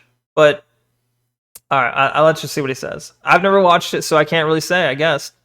Period. He had some odd feedback about screws. It's just whatever. Unanimously agreed? No, right? Kind of a forgettable show. Look, acting was great. Cinematography was great. The writing was good. But it was a lot of little things. I mean, when we saw the camera in the previous episode, there were like screws in the wall. When we see certain architecture, it's just bricks. You know, it's not smooth stone or sandstone or whatever it might be that was in the prequels or the originals, which kind of gives you the feel. That's legit criticisms. He's saying it's forgettable and there's a lack of attention to detail. Those are two valid points. Let's see. Star Wars. The whole thing about Star Wars is to feel like it's from a galaxy far, far away. It didn't do that. And while that's a valid criticism. Star Wars is meant to take you out of the fucking realm of like normal mundane life. It's supposed to feel like a place far, far away. If it feels like it's fucking the hardware store with screws in the wall, you lose that fucking like that feel that you're in like this sci-fi fantasy world. So those are valid points. They have a lack of attention to detail, and it was ultimately forgettable. Are very valid criticisms, very valid critic points that someone would make in a criticism. A genuine criticism. Mandalorian and Clone Wars were the only good ones? I see. Mandalorian is known as the good Star Wars show. True. Yeah, I mean, that's what I hear. Anytime someone's like, oh, what's a good Star Wars show? It's Mandalorian. There's not many shows, is there? I don't know. Low bar, yeah. Absolutely. Maybe those feelings are authentic. He always coupled it with some self-promotion for his own work. Okay, so maybe they're authentic. Yeah, why wouldn't they be? Along the way. Rage baiting at every new bit, talking about how he'll never watch Star Wars again. He's done only for next week to watch the next episode of Andor or Skeleton Crew or what have you. So he's a bit of a showman. He exaggerates a bit. And that's what you're taking issue with? If someone, if let's say, I mean, like, a lot of people do that. If their job is playing bad video games, they're like, I'm never playing a bad video game ever again. Fuck all bad video games. And then next week they're playing a bad video game. Guess what? That's a bit of showmanship. That's a bit of hype. They're hyping their fucking shit. They're showing passion, emotion. They're being entertaining. It's called entertainment. He brought up valid points and said, this show sucks. I don't like it. He's probably still going to review the next episode because that's his fucking channel. How's that hard to understand? If that's not a grift, I don't know what is. Next week to watch the next episode of Andor, or if that's not a grift, okay. So if you criticize something, if I started Andor and I didn't like episode 1, I'm like, that was awful. That was fucking awful. I hate episode 1. It's so bad. I don't think I'll ever watch another Star Wars TV show ever again. And then the next episode comes out like later that week. I have episode 2 of Andor reviewed. That makes it a grift. That's a stupid fucking standard. That's a stupid fucking... Okay, because my words were exaggerations, I am now no longer a valid critic. I am now a grifter. That is very stupid. That is very stupid, sir. You can't be a critic if you don't do things you dislike. How does that make any sense? This guy would only have critics if they like stuff. They got to like... It seems more like, at the end of the day, it seems like they have to like the stuff he likes, and that they have to hate the things he hates. If you like the stuff he likes, if you hate the things he hates, now you're a valid critic. Now you're doing a heckin' wholesome, genuine, valid criticism. Creating material that can be used as an advertisement for his personal business. I've heard his lightsaber. How dare you? You better not advertise your personal business, otherwise you're a grifter. If you advertise your personal business on top of reviewing stuff, instant grifter. That's a dumb standard. Dumb standard. Are fine, they're just overpriced replicas. That's what I've heard, and that's fine. That's a legitimate business strategy. That's fine. That's a legitimate business. That's a legitimate business strategy. What's the issue? Market yourself. Everyone can market themselves in their videos. That's fine. But the problem is, I can't help but think a lot of it has to do with the rage baiting in response to so many. because they rage bait. You think they rage bait, therefore, so it's fine. Okay, him selling his products, okay, legitimate. But if you so much as exaggerate your dislike for something while doing that, now you're a grifter. That's fucking retarded. Can you not see how retarded that is, sir? That is dumb. That is a dumb stance. No, you cannot be a showman. You cannot be extravagant with your hatred. You cannot talk about how bad something is and exaggerate a little bit for playful fun. Because then you're suddenly a grifter. Suddenly you are a grifter. Very stupid standards. Different topics in the Star Wars fandom that have come up over the last several years. However, now we've come into the territory of true grifters. Oh my god, true grifters. Figures like Mahler and Star Wars Theory and whoa, hold on. However, now we've come to the territory of true grifters. We've gotten to the tertiary figures like Mahler and Star Wars Theory and Jessica Bell. Let's talk about what it actually means to run the grift. Okay, what it actually means to run the grift. Teach me, oh wise Jewish fellow, Jewish critic. Teach me, how does Neko become a true grifter? Teach me the ways. Will I do it? Can I become grift? So what is the true grift? You know what? I'll just let them tell you it. Oh, shit. Welcome to every video we make. We use one little thing and then we build a narrative out of it. Don't act like that's not what we do. Build a narrative. I don't know who this D-Day Cobra guy is, but he kind of, this specific clip that he did, where I think he was trying to be tongue-in-cheek funny. Like, guys, we got to admit, we're grifting, right? The fact that he did this has led to so many people using this clip. Everyone in this screenshot and the people associated with them have to thank this guy because he created this clip that now they all seem to put in their videos. They all put in their videos that look, proof. They're saying the quiet part out loud. The quiet point. They're saying the quiet part out loud. Look, here it is. He's saying the grift. He's saying the grift. Anyone associated with him is now grifters. Provably. Dumbass thing to say. Say that. If you're going to say something like that, say it in a private Discord call. Don't say it in a fucking group chat like this or like a publicly streamed group. You're an absolute fucking what we do. You've made the same fucking video on the same topic at least 7 times a week, Ryan. We've also seen this full clip already, and he's playing it again. I talk about I talk about says one fucking thing and we make a whole video out of it. That's what we do. I talk about things that are in the news, and when something comes out that's an update to that, I talk about it, Jeremy. But don't worry, they do this in order to combat the whiny part of fandom, right? That's what they tell us anyway. It's ridiculous how pathetic these people are. Do I constantly whine? I was like, who is this? Oh, this is, so his shirt says Geeks and Gamers. Okay. He is on the side that is being called grifters. Okay. And bitch and complain about it? No! But if I don't like it, I complain about it for like a few days and then I just move on with my fucking life. Brie Larson. Brie Larson. I don't understand this need to continue to bitch and whine and moan. Brie Larson. Okay, so with Brie Larson's research. Brie. The problem is, I get you're trying to make like a gotcha.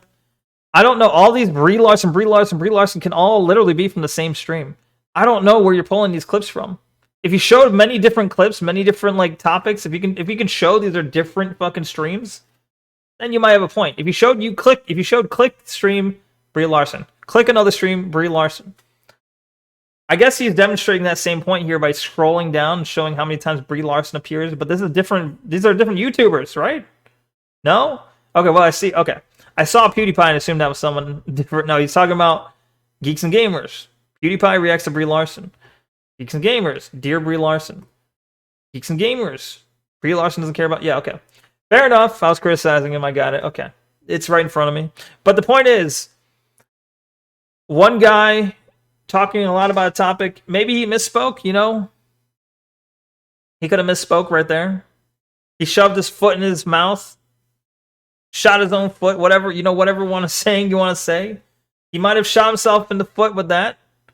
But if you're in the sphere of like criticizing movies and you make videos, I don't know how often, let's say you make videos at least once a week, you are going to run out of topics to talk about sometimes. You might have to talk about the same person multiple times. You might have to take the same topic again, but attack it from a different angle. Sometimes you have to come back to the same topic again. Is that grifting? I don't know. If you have a fucking... If you look at, like, primetime television, you look at the fucking talk shows, in which every weekday night, they have to come up with a new topic to talk about. Sometimes they're going to touch on the same topic. Believe it or not, they're going to touch on the same topic time and time again, especially nowadays where it's like Trump. You know, it's like, okay, so what about them? Are they grifters? Like, what? Someone talked about the same topic multiple times. Now they're a grifter? I think this guy just said the wrong thing. He said the wrong thing when he clearly wasn't thinking. He's doing the exact same thing he said. Yeah, that sounds a bit hypocritical. Absolutely. Does it make him a grifter? I wouldn't say so. No. This is peak leftist content. It's just jealousy of other people's money and accomplishments wrapped in a pseudo-intellectual language. True. Yes, exactly. It's also like my comment. It's basically saying what I say is legitimate, what you say is illegitimate and racist. That's the crux of this entire thing. It's basically saying I'm a legitimate critic, but you're a racist and you're not a legitimate critic. You should be demonetized. That is the thesis of this whole video. Anyway, back to the point. Brie Larson. Brie Larson.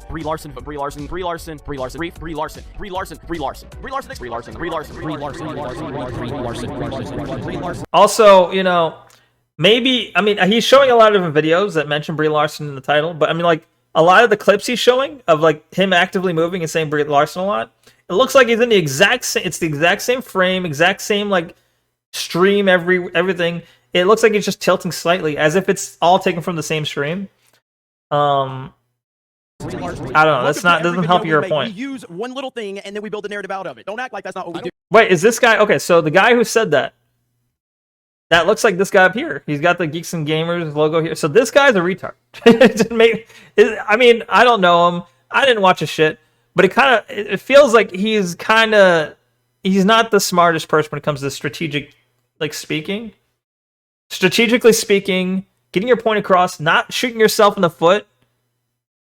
He seems like he doesn't know what he's doing in that regard.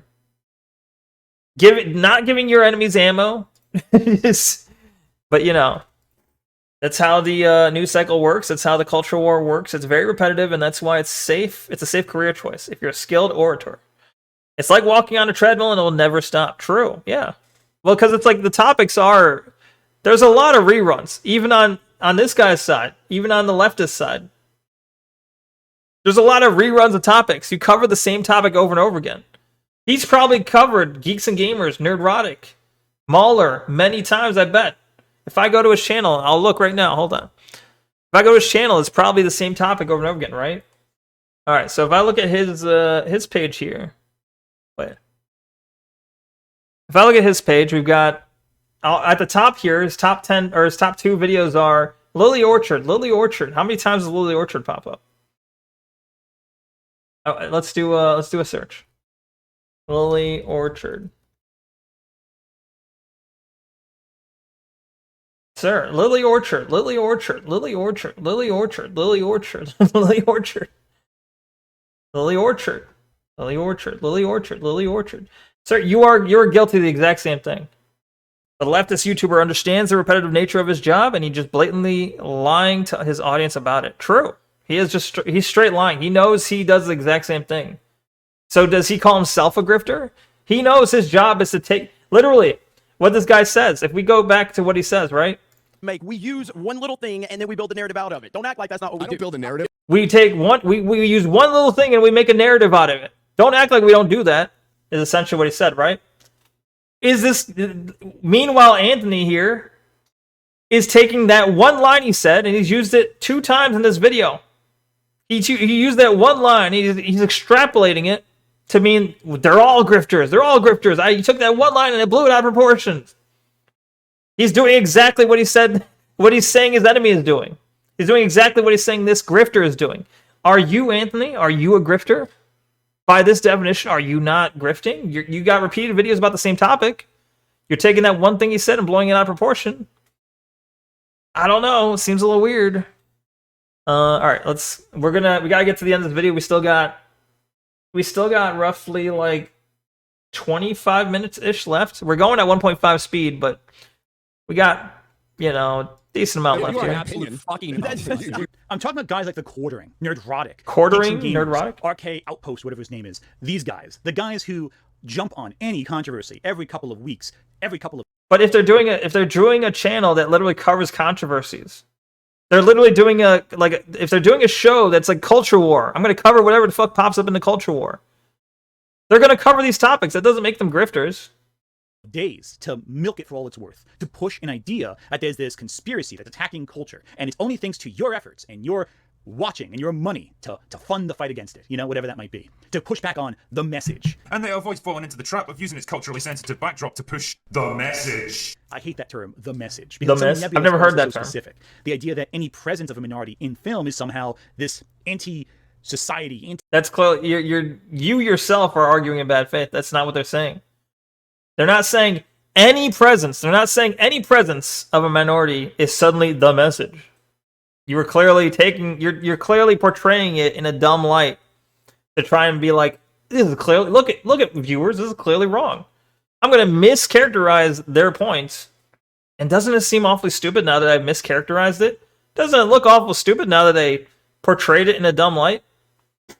You're arguing bad faith. This was push to corrupt and corrode that which fandom culture holds dear, whatever that might be. But what caused the anger in the first place? As you can probably guess, the major source of the conflict is the surge of politically driven stories modern comics have blatantly produced. And stop making comics political has become the rallying cry for the disgruntled fans, which of course led to the phrase, comics have always been political. The supposed reason why so much of Marvel's legacy fan base has either walked away or have erupted into full revolt is because it's no longer their politics or their self-image being reflected in these books, and that they feel threatened by the lack of reflection. That fandom culture is a predominantly male thing, even though historically... Yeah, we don't have this guy. That's the thing. This guy doesn't come out against the left-wing push for politics and comics. He's all for it. He's all for all that shit. He's not arguing against that. He's not calling the left-wing side, grifters. It's strictly those that are on the right that he's saying, there you go, those are the grifters. They're defending their side of the politics. They're grifters. These guys over here are doing the exact same thing. Nope, I like their opinion, therefore they're not grifters. Very retarded. Women have been here the entire time, and we just ignored them, or overlooked them, or they've been overshadowed by very loud vocal fans. Hell, as OSP so eloquently puts in the video I mentioned at the top of this video, even the term Mary Sue, something that all these grifters use as a catch-all term for any plot issue they have, came from a woman. And the thing is... Oh no, it came from a woman. Who cares, bro? What? Because the term Mary Sue came from a woman, what, they can't use the term? It's a good term. What the fuck? What the fuck kind of point is he trying to make? That's retarded. You know these guys aren't authentic. A, because they've said it themselves. You know these guys aren't authentic. A, because let me play the same clip I played 2 other times now for the 3rd time. And guess what? The clip I'm playing is going to say, taking a small thing and blowing it out of proportions for the sake of a video, like you're doing right here. We use one little thing and then we build a narrative out of it. Don't act like that. Yeah, you're using one little thing, what he said, and you're making a narrative out of it. You played it 3 times to fucking do your narrative. That's not what we do. Recently, there was a news article where Bella Ramsey, the actor from The Last of Us, made a comment in an interview that they would be interested in playing Spider-Man. Very briefly. Who the fuck is Bella Ramsey? I don't know her. But Spider-Man's not a chick. You have Spider-Gwen? Is that her? The chick one? Nobody wants to see a female Spider-Man. No one's gonna come, like, okay. When I say no one, I don't mean literally no one. But for the most part, it's not gonna be as popular as the male Spider-Man. Hey, Neko, people are insane, so I find it hard to tell if they're grifting or just bored people with hot takes. Yeah, exactly. It's like, just because people have TV, like, someone might have a channel where they just give hot takes. That's kind of what I'm doing, ain't it? Like, if I eventually put this on YouTube, am I a grifter? If I put this on YouTube and I'm talking about, like, hot takes and things that pop into my mind and what I'm watching, does that make me a grifter suddenly? I think, well, to him it does, because I'm disagreeing with him. If what I say is a disagrees to his opinion, suddenly I'm a grifter. Level 1 grifter. Yeah, I got ways to go. I got to learn. I did say this guy's going to teach me how to be a better grifter. Reactor Neko is such a griftoid. A griftor. True. Reacting is grifting, right? I mean, in a sense, yeah, kind of.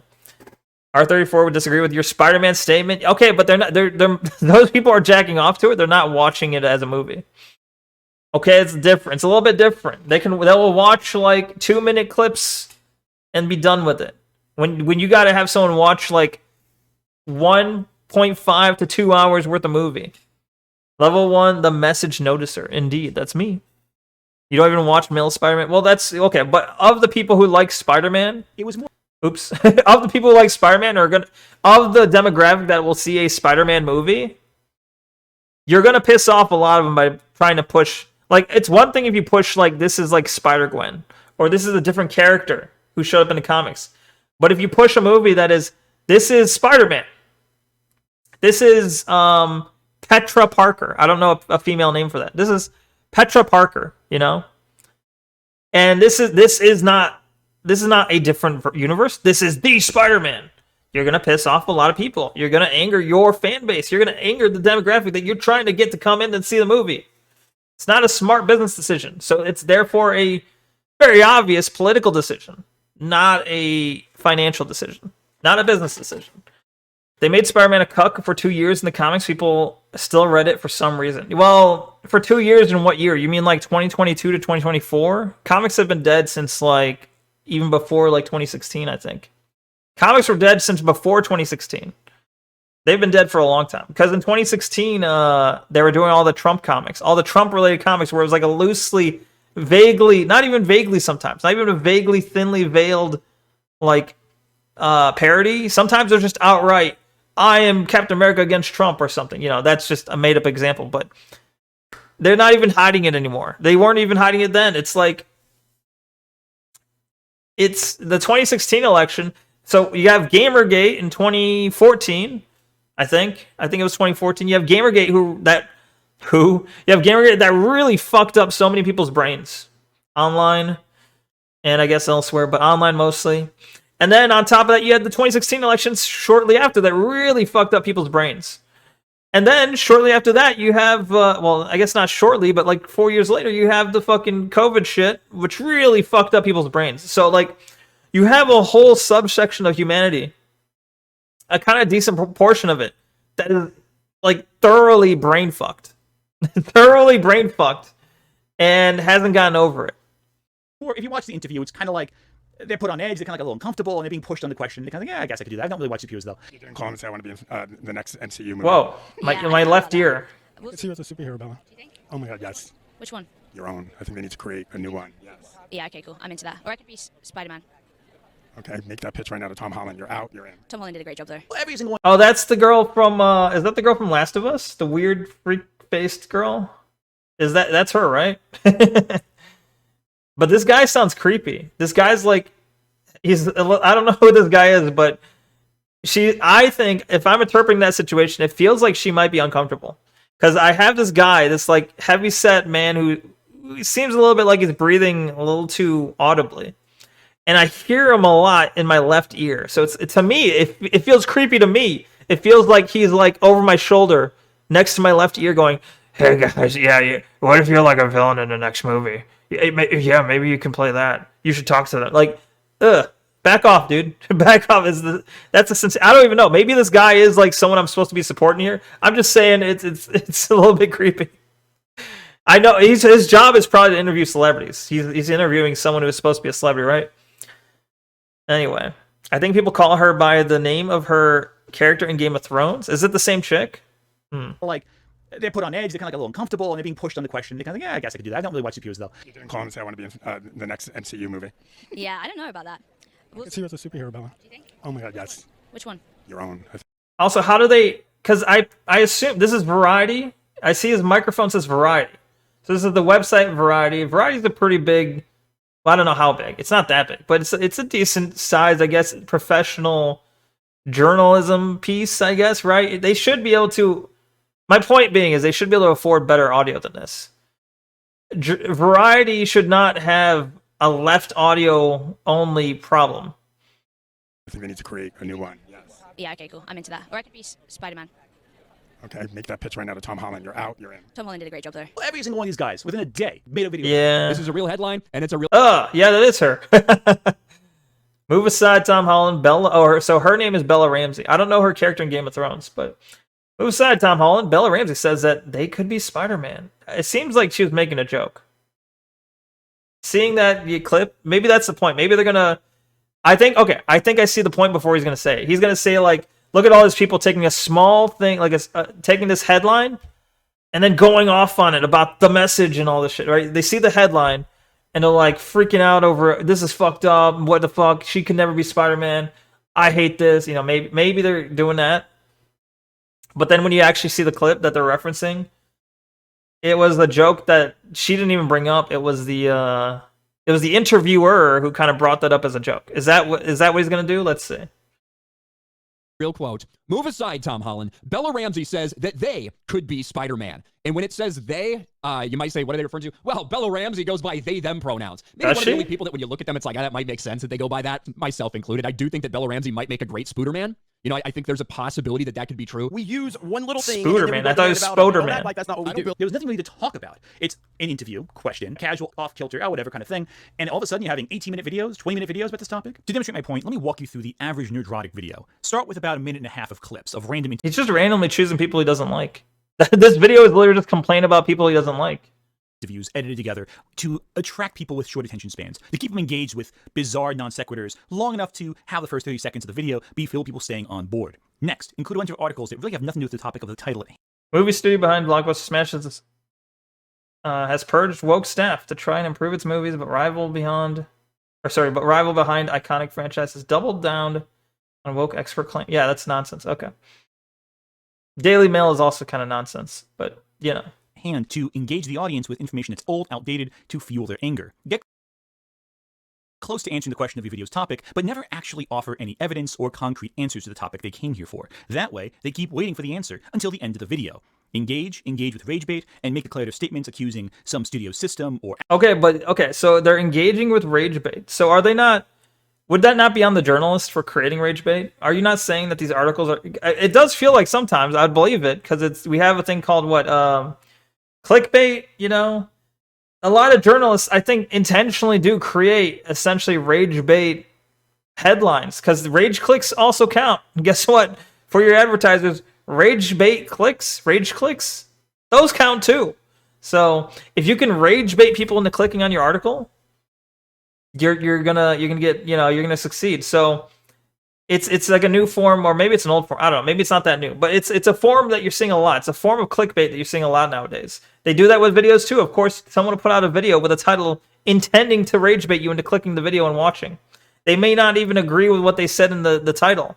Their actual video content may just come out with a more, like milquetoast take that actually is more reasonable.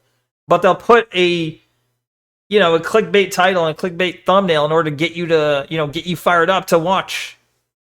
Access media, something like that, of some falsehoods or wronghoods, all while never actually addressing the core points that the audience would want to hear that would satisfy them enough to click off the video. Keep them engaged, keep them waiting, and eventually you got a video that says absolutely nothing that will have a high engagement value with your target demographic. The video I've been showing in the background so far is his Fantastic Four review.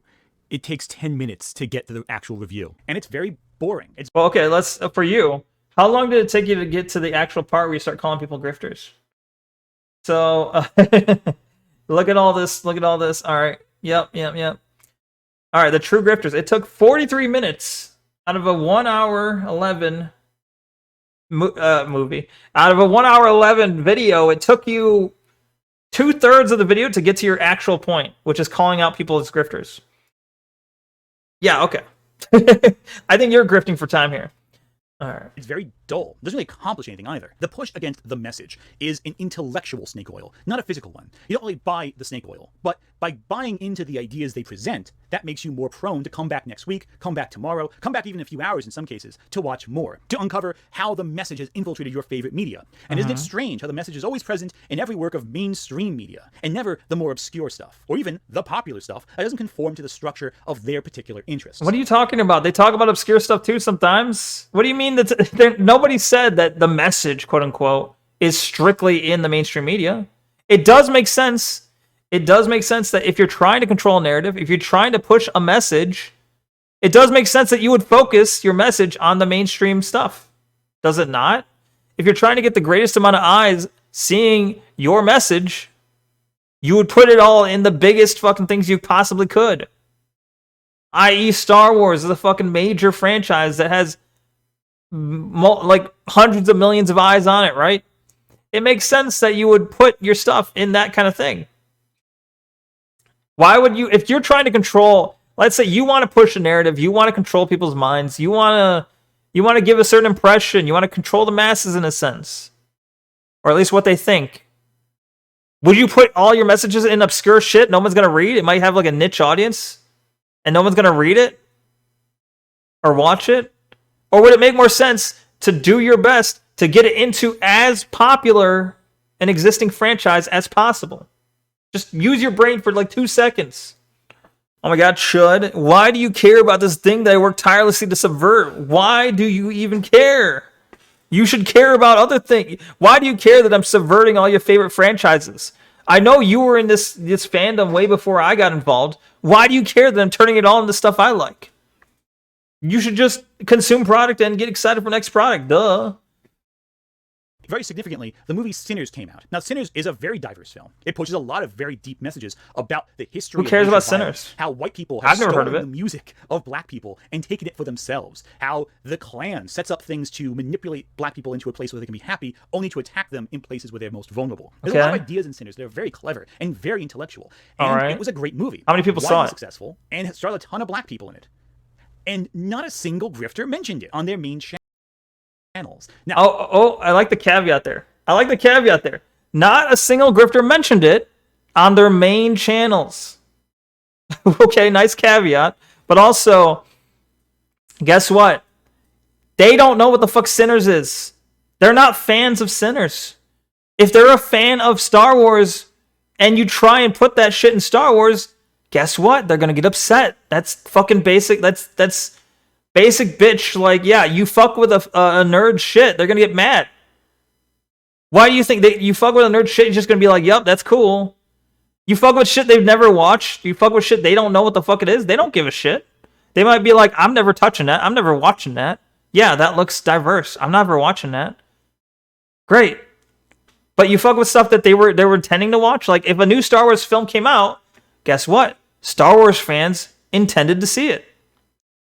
If you fuck it before it ever comes out, and now they see it, and now they're upset, guess what? That just makes perfect fucking sense. Why are you acting dumbfounded like this doesn't make any sense to you? starred a ton of black people in it. And not a single grifter mentioned it on their main channels. Now, a couple mentioned it on side channels, sure, but you would think that its success indicated that audiences were not sick of the quote. He's this fucking retard. He's like, they didn't mention it on their main channels. Okay. I just proved myself wrong. A couple of them mentioned on their side channels. That's why I had to add the caveat that it was not on their main channels. And you know, maybe they if it's a movie that's not really something they really care about, to them it's like a niche topic. For their audience too, it's probably a niche topic. Here's a new movie you probably haven't heard of. Does it not make sense to not put it in the main channel, put it in a side channel? If this is something they don't normally talk about, put it in this relegated side content, relegated for the side channel. It seems relevant. It seems very, very appropriate for its relevance and its importance level. Levin's mind reading is so tiresome they can't make a video essay without relying on mind reading. For real. They didn't mention this thing, so I know what they think about that thing. I can read their minds. I just know how they feel. Totally. They didn't talk about the thing I wanted them to talk about. That means they're grifters. What about this movie that's heavily diverse? You didn't talk about it. That doesn't prove anything. Maybe they haven't gotten to it. Maybe they're so fucking busy making shit about bigger topics, they haven't touched that one yet. And you yourself have just mentioned that, okay, some of them did. Some of them did. I wish I could read minds, and then I could understand why Kathleen Kennedy ruined Star Wars. Yeah, I wish too.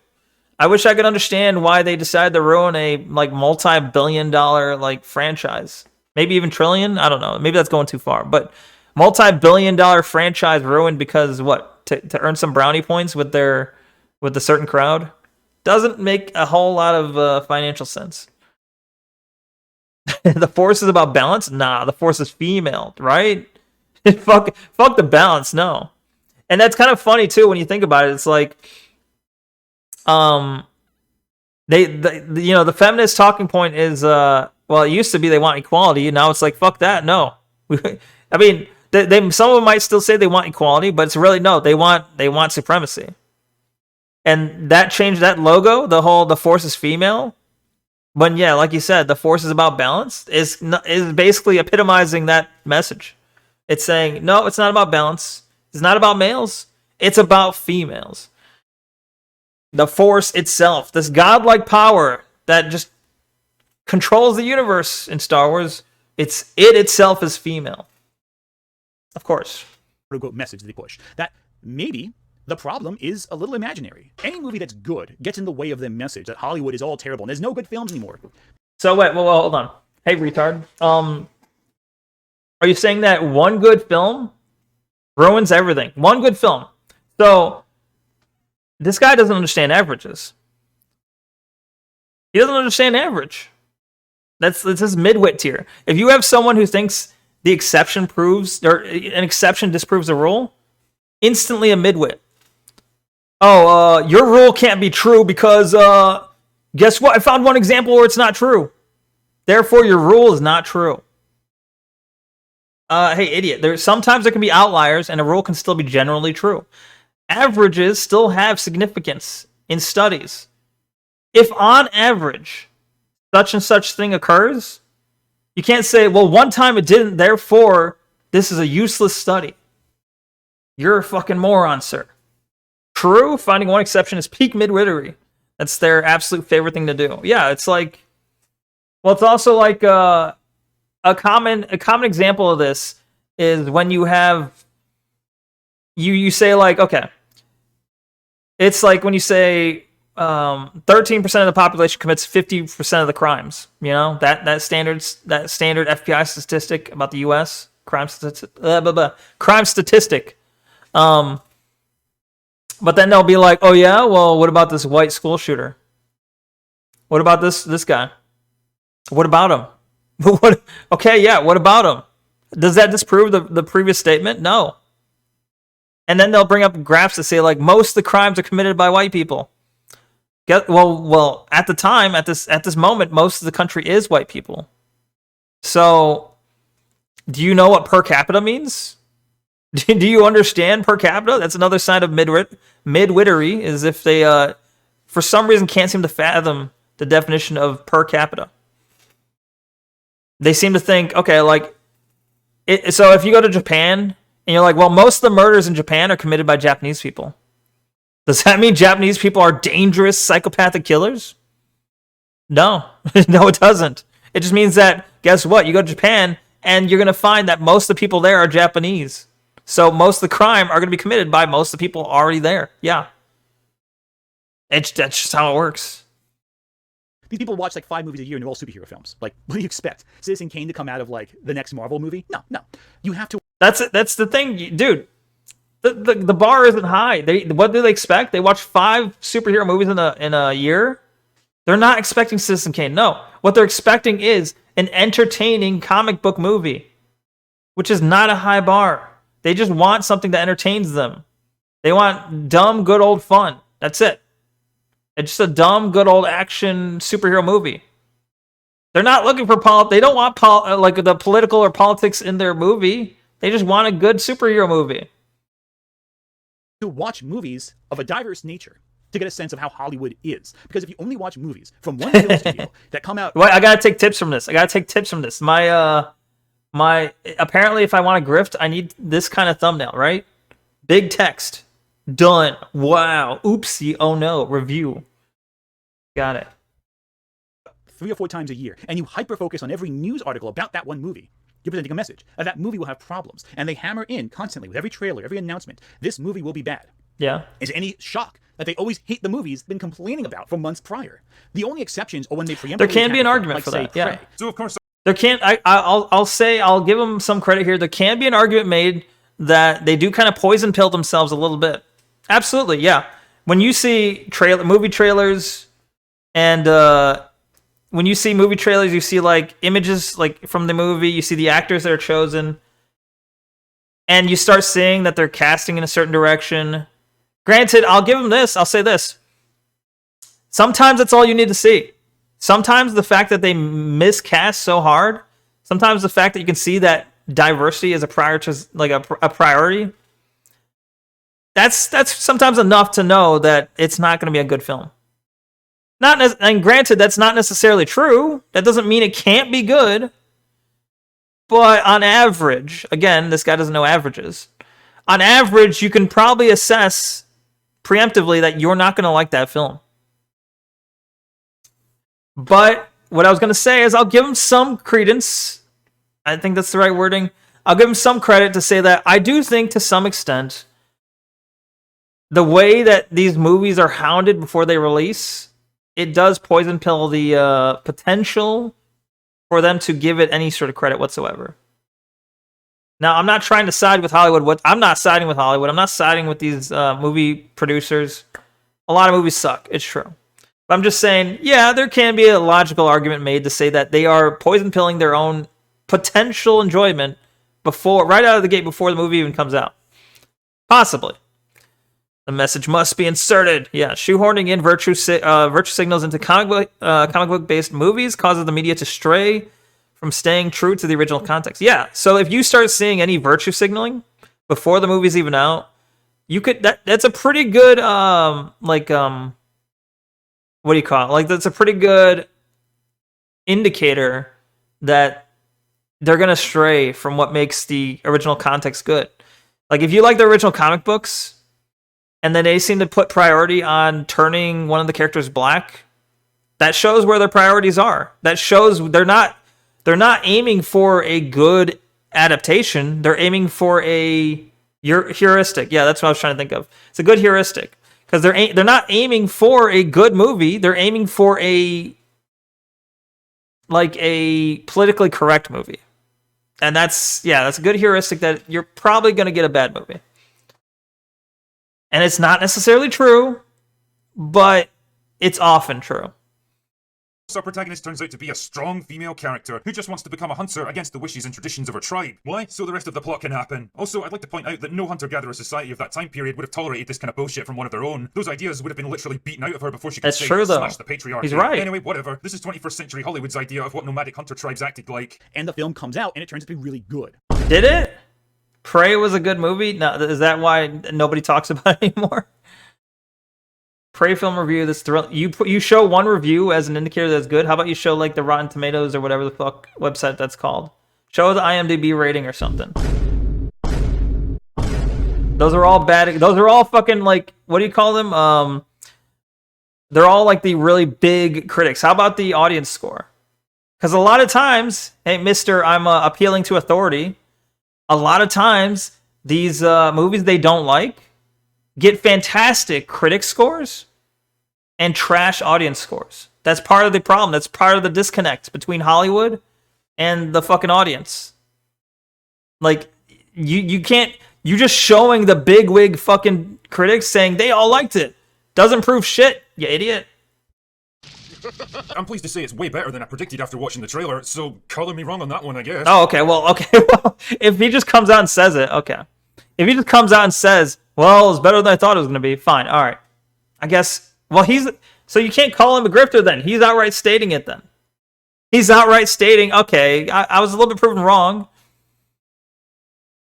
Hunter lady fighting aliens sounds cool to me, but I love most sci-fi and horror universes. It's an interesting concept for the, this is a Predator film, right? It's something they hadn't done before. But no doubt it does push it's no doubt they pushed like a message. Why it couldn't have been a male? Why couldn't it be a male Indian, Native American? Sorry, it could have been a male Native American who was fighting with the Predator. Why did it have to be a female? Why did it have to be a Pocahontas situation? They did that intentionally. They chose to do that. It wasn't accidental. No part of a movie is accidental, except for, I guess, bloopers can be accidental. But aside from bloopers, nearly every single small piece of a movie, anything you see on the camera costs hundreds of thousands of dollars to do. Nearly all of it is intentional. If you see it on the big screen, it was intentional. You know, that's the exception. Though you will sometimes still see grifters taking Prey and arguing it's terrible, somehow. Prey, however, was a female-led Predator movie starring an American Indian named Naru, whose character and narrative are full examples of the girl boss archetype. The story we promised is about 1700s Indian versus a Predator. A cool concept, in theory. But the actual story is very much a girl power fantasy starring an insufferable girl boss. And few things illustrate this better than her flimsy motivation driving her to become a hunter. And no joke, this video later argues that Prey would have been massively improved if the protagonist gave up her dreams and went back into kitchen, essentially. I'm not even joking. Now things come full circle. A skill that symbolized the feminine But role come she once on. presented. Now Come on. No, I don't want to see the movie just based off of the fact that there's no way in hell the Predator should lose. No, why? Okay, so random ass tribe folk can beat a fucking Predator? Nah, fuck. This thing can stand toe to toe with an alien, but it can't handle some fucking Native Americans? Fuck off. Retarded. She a Mary Sue and Prey? Yeah, absolutely. I mean, I haven't seen it, but from what I'm seeing, it very much looks like what is her negative? What is her downside? The only thing I can think of that seems to indicate like a negative character trait is she's non-traditional, which to them would be a positive character trait. She's non-traditional. She's not staying in her traditional tribe's, women gender role. She is being independent. That's the only negative trait I could see being portrayed. She doesn't listen to the male, authority figures. She does things independently. But they would portray that as positive, obviously. So yeah, I would say she clearly seems to fit the archetype of a Mary Sue.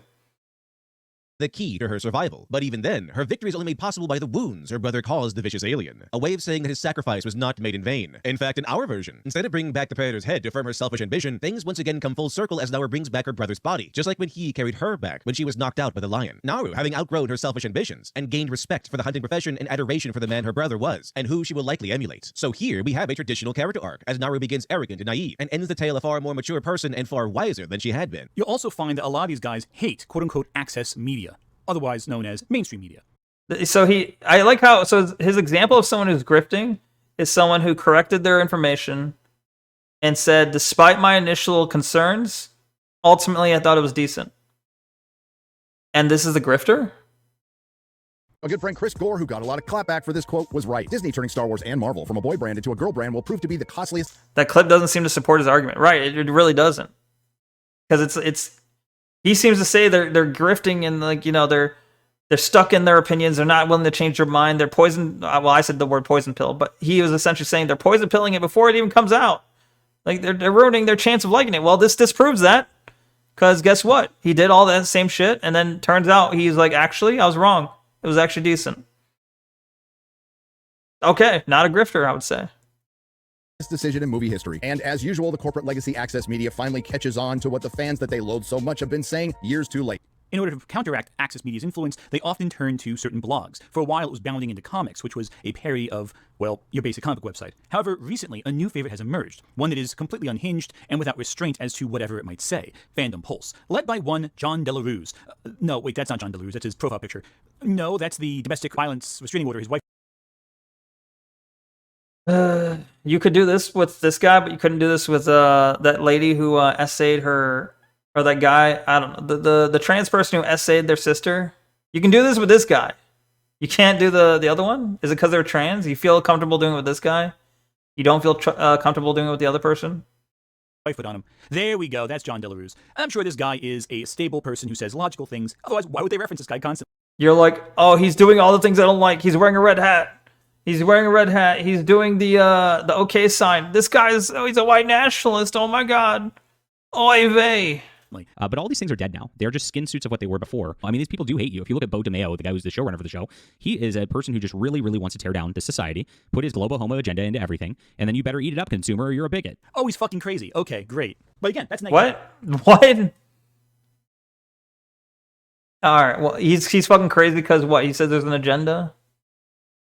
The same thing all the other people say. I guess you're calling them all grifters here. So, nah, it's pretty weak. It's pretty weak. You just said he's insane. You just went, okay, he's insane. You didn't negate his point whatsoever. One that keeps you coming back for more. There are other grifters that take the grift and apply it to some company. Some, like the Quartering, leverage it to sell coffee beans, a business that apparently is not doing too well for the Quartering. But others sell a counter art. The Quartering, I could see an argument. I don't know. The Quartering, I could easily see an argument that he's a grifter. I don't really particularly like I was gonna say the griftering. I don't particularly like the Quartering. I don't really have that much against him, but I'm just like, I don't know. I can kind of see him doing the grift thing. I don't know.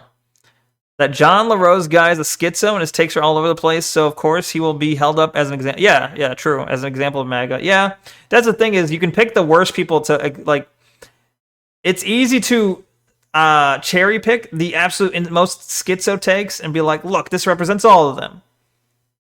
That's basic. That's like really basic psyoping.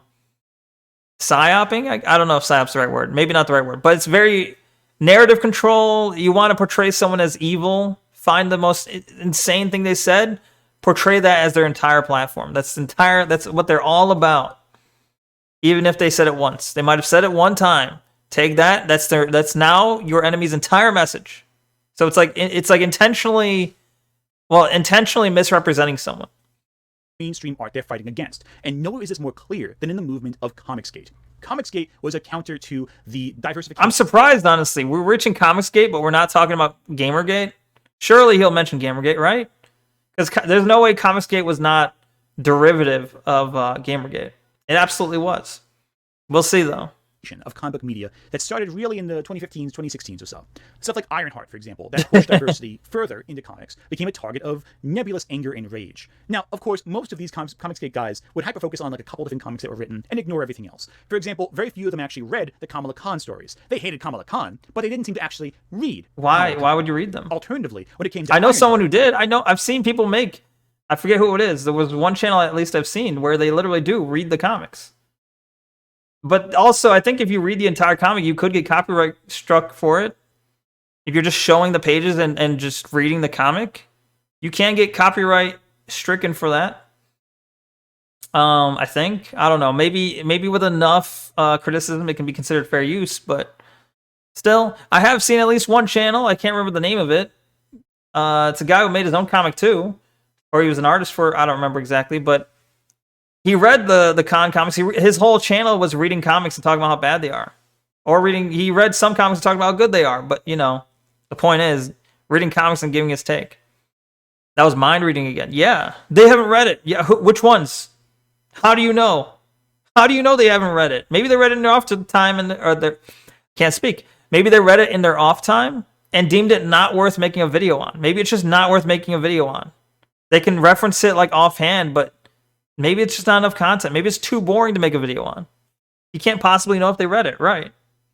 They focus on the first few issues of the Ironheart run by Brian Michael Bendis. More specifically, the scene involving the teacher in the comics, which admittedly is also terrible. Now, I have criticized... Come on, dude. They focus on this part, which admittedly is terrible. Gee, is that why they focus on it? You think they might be focusing on the terrible parts of these comics? Is that possibly what they're doing? Gee whiz. Besides the Ironheart run by Bendis did, I think it's terrible. But I also can articulate critically what aspects of it don't. Oh, you're so special. You're so special. Look, okay, I agree. It's terrible. But I do it in a good way. They're doing it in a bad way. Fuck off. Critic can criticize work that grifters target as well if they provide critical analysis, not just bland, outright rage. Most Comicsgate critics could articulate a thing was bad, but they couldn't articulate... He's just trying to gatekeep. He's trying to, ironically, I know we're in Comicsgate topic here. He's literally trying to gatekeep who is and isn't a critic. He's trying to gatekeep what is a legitimate critic and saying those that I disagree with, hey, sometimes we'll agree. I can also criticize the things they criticize, but because I am trying to gatekeep what is a legitimate critic and what isn't, well, they're not legitimate. I'm legitimate. I can even say the same things are terrible, but they're not doing it in the right way. They're not doing it in the, pre-approved way, in the morally correct, in the politically correct way. Therefore, they are wrong and bad, and no one should ever watch them. They should be demonetized. That is kind of the thesis of this whole thing. Why it was bad, and as a result, beyond just simply the message was in it. As a result, they created a nebulous narrative that the message was infiltrating comic books, and several figures came forward to... It is undoubtable. It is, you can't even, it's a fucking objective fact that comic books have taken a turn. Like, you can't deny that comic books have gone a certain direction. There's a very obvious change in the fucking political talk in comic books. I don't know how to pinpoint like an exact time, but it's very clear that, do you think just 20 years ago, were we having all the main characters switch with black characters?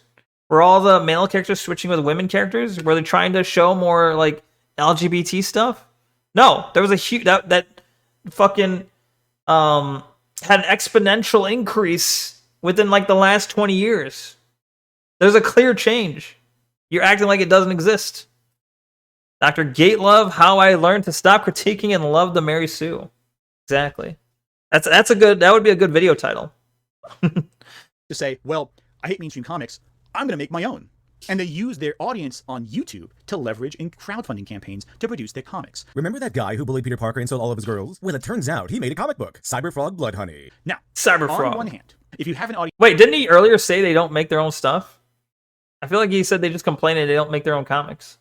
...that values what you have to say, it's not a bad idea to market a new idea to them. And the audience can then choose to accept this new media work with open arms or reject it. The problem is a lot of Comicsgate crowdfunding campaigns were either of poor quality, despite a lot of money coming in, or were basically delayed, undelivered, and in some cases, even years later, had unfulfilled promises to their backers. Nowhere is this more clear than with Ethan Van Sciver. Cyberfrog was the flagship character of comics industry veteran Ethan Van Sciver. Van Sciver would temporarily retire the character to start work under Marvel and DC, where he'd eventually create a whole roster of characters such as Dust, who could be argued was Marvel's real first Muslim character, and Jessica Cruz, who actually showed up in the movie DC League of Super Pets. Ethan Van Sciver was a DC artist who was pretty prolific at DC. However, after departing from DC for reasons that are nebulous, then I won't speculate, even though I've heard some things. This whole video is speculation. That's where you stop. All right. YouTube, became a YouTube artist, and then eventually started joining the Comicsgate movement. Ethan Van Sciver was going to reboot a comic he had done back when he was a younger man in the 90s. With the launch of Cyberfrog Blood Honey, a colossal crowdfunding success story, grossing over $1 million in funding, making it one of, if not the, most successful crowdfunded comic at the time. He required $500,000 to produce 44 pages of comic. Most indie comics can be written for about under 10,000, but I digress. You gotta pay artists, you gotta pay letters, you gotta do all that, inkers. I get it, it's expensive, but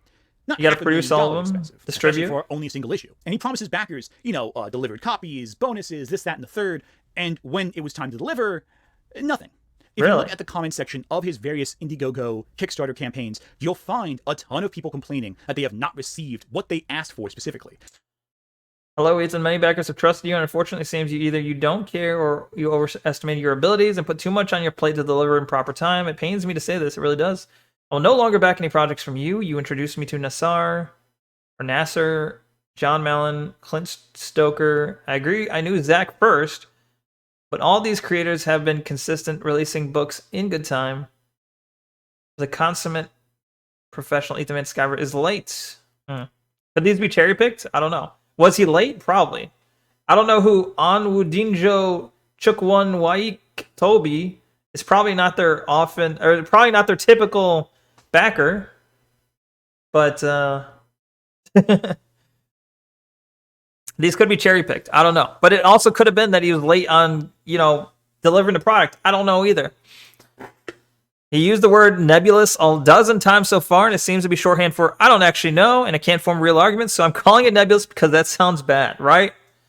It does sound like that might be like a crutch word that he uses a lot. It's also like a crutch that he uses when he doesn't really have a good point, yeah. His argument was just nebulous. Did you know? When he's talking about this page, this is nebulous. I bet you anything, his next point is gonna be nebulous. When you never learn about financing and get $1 million, right? That's the other thing is like, it could be there's like a legit issue here. It could be that this guy didn't expect it to be that successful.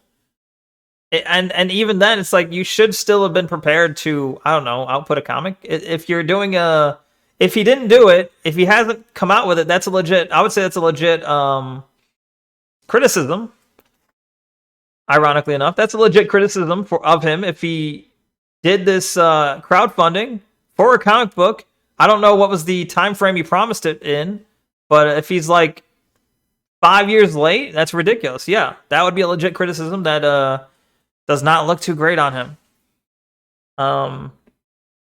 All the crowdfunded comics are delivered late, which is not optimal, but is I feel like that is the norm. It's not ideal.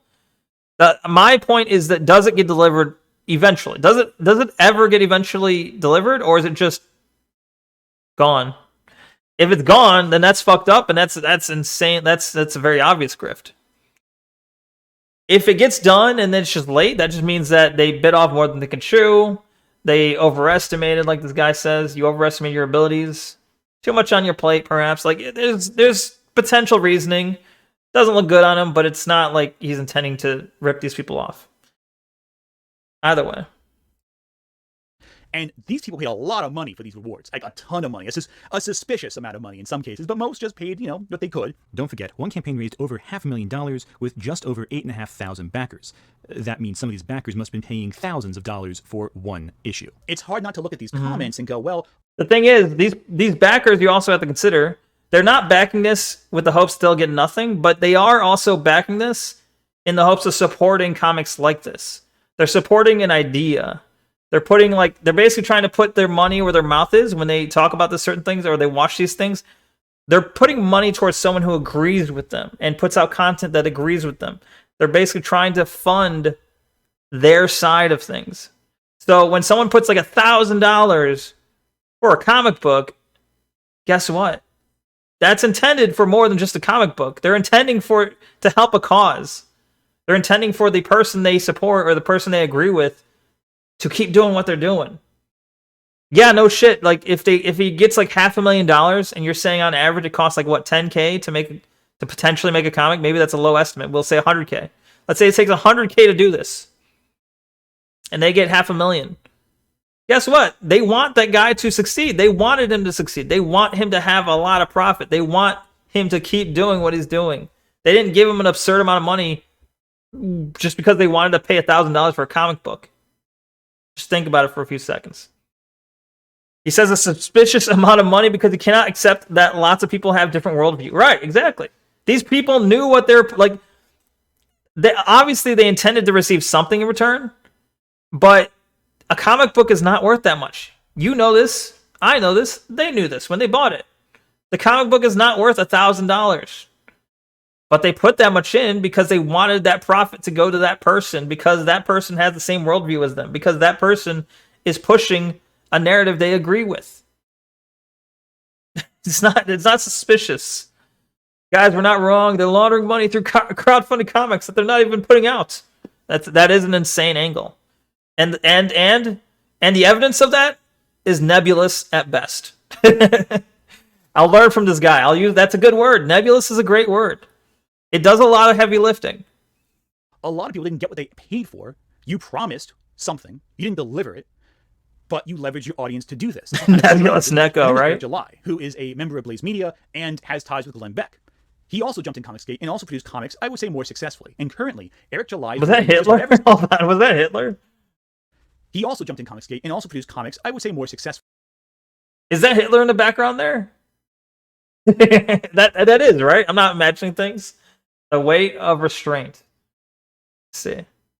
And currently, Eric July is working with just about every single grifter we mentioned before, also Mauler, to produce Mauler more comics. He is leveraging his license that he's created, and he has made some comics, admittedly, of poor quality. Granted, the price of his comics is absurd, but he at least has comics available for sale. Okay. He leverages his audience, again, the same way that Ethan Van Sciver did. Again, the people that buy these are putting the money in with the hopes that they know they're supporting someone they're supporting someone on their side. It's like if you bought a $50 pen from like a political candidate. Let's say you bought a $50 pen from like Kamala's campaign. You know that the pen's not worth $50, and you're not getting your money's worth. What you're hoping is that money goes to someone that supports your view. Why this shouldn't be hard to understand, right? Delivered. And now he's expanding his independently driven comic books with other notable grifters who are using the culture war to push an agenda to present their comics to the world. It's hard not to see this. If you buy a comic book to support your political party, you need to reevaluate your life. I mean, yeah, fair enough. I wouldn't do it, but some people do, okay? As someone trying to push a product as a countermeasure to a problem they've created. To combat the message, you must support their independent, low, small art. Is it a grift? I'd say so. It's very clear these are low-effort productions designed to push product and circulate money above all else. Is it? Wait, it's very clear it's a low effort. Which part's the clear low effort part? 96 pages in this book. Which part? How is it clear that it's low effort? Fail. He leveraged his audience, again, the same way that Ethan Van Sciver did, only he delivered. Now he's expanding his independently driven comic books with other notable grifters who are using the culture war to push an agenda to present their comics to the world. It's hard not to see this as someone trying I don't think it's a low effort to illustrate these comics, nor to write them. I guess, it's they're putting the same amount of effort it takes to create a comic book. Are you saying it's very easy to create comic books? He's not even presenting evidence. He's just stating it is low effort. He just stated he's not going to put anywhere near the amount of effort into anything, but he's just going to state that making a comic book is low effort. Trying to push a product as a countermeasure to a problem they've created. To combat the message, you must support their independent, low, small art. Is it a grift? I'd say so. It's very clear these are low-effort productions designed to push product and circulate money above all else. And credit where credit is due, Ethan Van Sciver has pointed out that Eric July's art is terrible. Did he really? And we were correct. Eric July was lying. Yes, Cannon White redrew the preview page from Yera #1. Okay, so is the right the redrawn? Or is the left the redrawn? I don't know. I mean, the right has color, which can make it seem higher quality, right? I don't know. The main difference I'm seeing is the coloring. Yeah, I read comics to win an upcoming election. I'm making a difference. Yes. You watch streams to make a difference too, right? You donate to streamers and they'll make a difference. EBS is funny, actually, and Eric July is a bit of a lolcow. Probably. That's the thing is, he's utilizing that there are some, like, oh, there's internal strife within these people. These people don't all 100% lockstep with one another. Clearly, they're all grifters. Or maybe there's some little, like, this small little petty politics within this side, which exists on all sides, really. All sides will have small, like, inter-party, like, issues and deliberations that, you know, that doesn't mean they're wrong. That doesn't mean it's like, okay, maybe one guy's an asshole. That doesn't mean they're all assholes. Again, with the not understanding that an exception doesn't disprove a rule. Maybe it turned out maybe I don't know the backstory on this, but maybe it turns out Ethan Van Sciver sided, or like he was with Eric July, working with him, or something. I don't know. Or he was on his side at one point, and then Eric July turned out to be an idiot. And now he's like, okay, my bad. Turns out this guy's an idiot. I don't know. I don't know the backstory, but that doesn't make them all grifters. One guy doesn't fulfill his promise. That doesn't make them all grifters. Saving the world by buying comics? Lol. Yeah. Sciver is many things, but a bad artist he really isn't. And he notices when his competition takes shortcuts. But there's one person I ignored. Who? The Critical Drinker. Oh shit, he left the whole... We still got... Okay, we've still got 11 minutes? Really? And it's all about the Critical Drinker? Oh, well, okay. He saves the last couple of minutes for himself. Is he going to say, me, am I a grifter? No, I'm totally not a grifter. We'll see. But he left a good portion dedicated just to the Critical Drinker. In the supposed grifterverse out there, the Critical Drinker is the most successful. And I think there's a lot... Is he the most successful? Really? Drinker. Of all the people in the supposed grifterverse out there... 2.36 million subscribers? Is that the highest? Maybe. The Critical Drinker is the most successful. And I think there's a lot to do with how he presents his opinions as to why he's so successful. Notice he went very soft on Eric July because Eric July is black. Yeah, that is noticeable. True. He didn't consider that maybe Eric July is like fucked up or is a fuck up. No, everyone else is wrong in that situation. Critical Drinker style fashions him as just a normal guy. Did I hear him say fascism? Hold on. To do with how he presents his opinions. I think I misheard. Him. Drinker style fashions him as just a normal guy talking about movies to normal people. That's highly relatable beyond the absolute anger you see from some grifters on a regular basis about Brie Larson. The trick is that the grifter thinks that themes and ideas like that are just fluff that your mainstream Hollywood critics will throw in there. You know, I've talked a lot lately about the problem of themes in movie criticism, and the tendency of today's reviewers to overlook a movie's objective flaws, rather than exercising some actual brainpower to understand why its functional elements... Favorite Critical Drinker thing is him complaining about overpowered women in movies, and then in his own self-funded movie, he has an overpowered women, and his Patreon backers turning on him for... Is this real? I didn't hear about this. That is funny if that's true. Big if true. Don't work. If it's not clearly available, it's really made his own movie? Level, it doesn't exist. That's his main perspective. Riddle me this. What comes to mind when you think of your favorite horror movies? Is it the... Here's the thing. Okay, here's what I'll say this right now. As someone who doesn't watch The Critical Drinker and has watched EFAB where he was like a member of it at some point, if I'm going to a channel called The Critical Drinker and I'm going to watch movie reviews from someone called The Critical Drinker, you know what I'm there for? I'm there for someone who's drinking and then talking about movies. I'm not there for very super precise and highly highly sophisticated reasoning. I'm not looking for like a fucking academic's view on a movie. I'm looking for a drunk retard's view on a movie. If I'm gonna go to a channel called The Critical Drinker. And it's gonna be like, guess what? This guy is what he describes himself as. This guy is a drinker who's critical. Did you know the critical drinker is a drinker who's critical? Shocking. Slowly building tension and anticipation of a vulnerable character venturing into a dark and dangerous place, the adrenaline rush of an unexpected confrontation with some horrifying epilepsy creature, warning. the sickening disgust of some shocking piece of body horror, or maybe even a glimmer of dark humor when an unpleasant character meets their well-deserved end. Whatever it might be, it's probably not going to be a subversive exploration of contemporary American socio-political issues, but that's exactly what Jordan Peele delivers with Us, his second misguided journey into the worlds of horror movies. However, what he accomplishes is he pushes against any critic who could possibly argue against him. After all, they're looking for themes and Isn't that what you're doing, you fucking hypocrite? Isn't that exactly what you're doing, you fucking hypocrite? Oh, he crosses arms. This furry is serious. He's getting serious. But his whole video is about you can't critique. I get to decide who's legit critiquers and who is not a good legit critiquer. Abstract ideas don't exist as his audience interprets it. While he's looking at just the down-to-the-earth, what does the film suck or does it work? And in doing so, he can ignore whatever aspects of the film he doesn't like, as the director intended, in order to... He's the critical drinker. Guess what? He drinks and is critical of movies. He is exactly what his name describes. And you're like, but he isn't talking about the themes. He's ignoring the themes. Just push his interpretation of the story. Going back to the example... Yes! He watched a movie. He's pushing his interpretation. Is that not what... Do critics not interpret films themselves? Do they need other people to interpret a film for them? Example of Last House on the Left I made a very long time ago at the start of this video. He would watch Last House on the Left, ignore Wes Craven's intentions, and just go, wow, that's pretty violent, isn't it?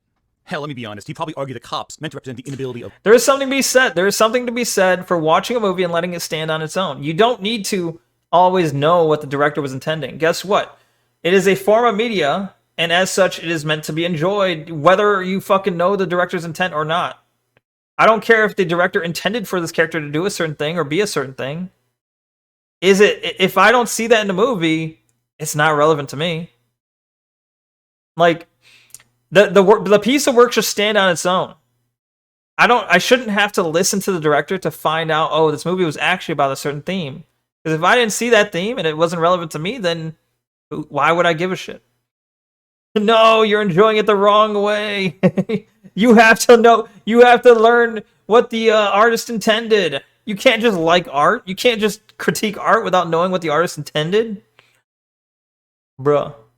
Of law enforcement to actually protect people in a violent world are somehow demasculating men or something. Also, he demonstrably knows very little about films, and his film diet is very limited, as is the case when... Did he ever portray... There's a reason people, like, in the West are starting to draw more... Did he ever portray himself as being, like, a super sophisticated, like, high-knowledge fucking movie critiquer? Or did he just say, hey, I drink and critique movies? More towards, Korean or Japanese filmmaking. It's precisely because it's a bit different from what we get. That's a good thing. Yeah, what is the most recent Japanese film or at least entertainment that you enjoyed so far? What am I thinking of? See, a lot of them would be older ones, like Old Boy, for example. That's the Korean film. Uh-oh. I really enjoyed that one. I know it's not Japanese, but yeah, probably stuff like that. Crouching Tiger, Hidden Dragon, I really like that. That's Chinese. Just say Shin Godzilla or something, dude. But yeah.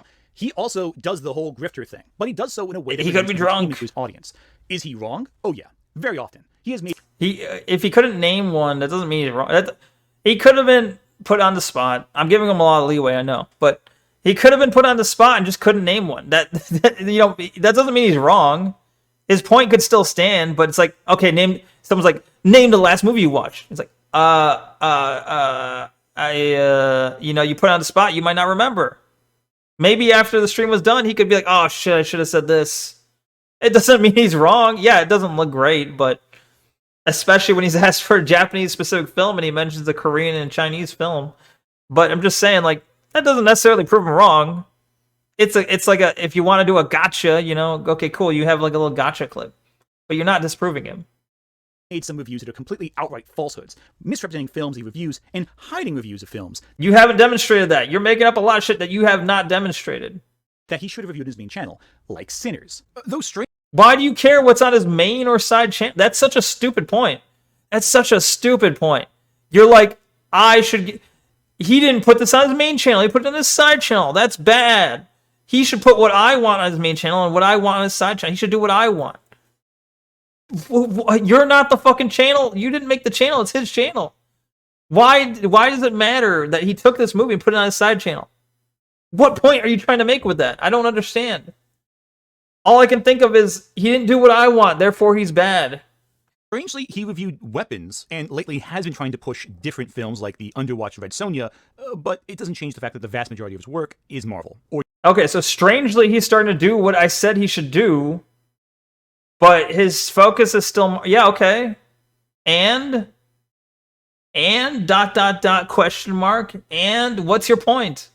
Disney, or superheroes in general. Though I gotta say, it's kind of odd you reviewed weapons immediately. I can't imagine what reason might have caused that to happen. The message. Also, Is it potentially because he saw it and it was like, I'm not very interested in this movie called Sinners? It's also possible he's like, this one looks like it's a lot more like... This one looks like it's very in-your-face, easy content for me. This one, it's boring to me. Why do you care what he picks and chooses to review? Everyone reviewed Weapons. That movie is loved by critics. Yeah, I mean, that's more reason for him to cover it then, right? Everyone's reviewing it. Why shouldn't he? If everyone's doing it, why shouldn't he? You're not denigrating other people for doing it. You're just denigrating for him for doing it. Weapons gets 30 minutes across 2 videos, while Sinners gets under 5 in 1. Seems a little disproportionate there, buddy. His main channel consists primarily of videos about mainstream blockbusters, but very rarely does he offer any counter-argument on his main channel to his narrative. He has not challenged his narrative, but it seems like every movie that comes... What is his job to challenge his narrative? I think his job is just to put out content his viewers will like. At the end of the day, if you're a YouTube influencer, whatever the fuck, your job is to put out content your viewers will like. It's not necessarily to challenge your worldview or to challenge your content or to challenge anything. You want your viewers to have a good time. And if he chooses things that he thinks his viewers will like, that just makes him a good entertainer then. Or a smart businessman. Comes out just further pushes his ideas. He will change video descriptions of older videos to align better with popular consensus when they come out. Most notably, his video on Prey. He was very critical of the... Wait, hold on. You cut too fast. Hold on. Okay, so... Where am I supposed to start on this? So, original video, why nobody cares about House of the Dragon. Genuinely had no idea House of the Dragon had even started. This seems like no buzz around it. Nobody cares. Okay. This was in August 2020. Wait, but this is also August 22nd, same day. It's the biggest premiere ever. Okay, The Verge says it's the biggest premiere ever. Again, appeal to authority. Article from a mainstream source says biggest premiere ever. Therefore true? That's stupid. That's stupid. But okay, so he changed the title. Okay. Yeah, maybe he's trying to move away from his nobody cares narrative. So what? The video is still the same. It's still the exact same video, right? It could be he thought more people would click on it if he took away the negative title.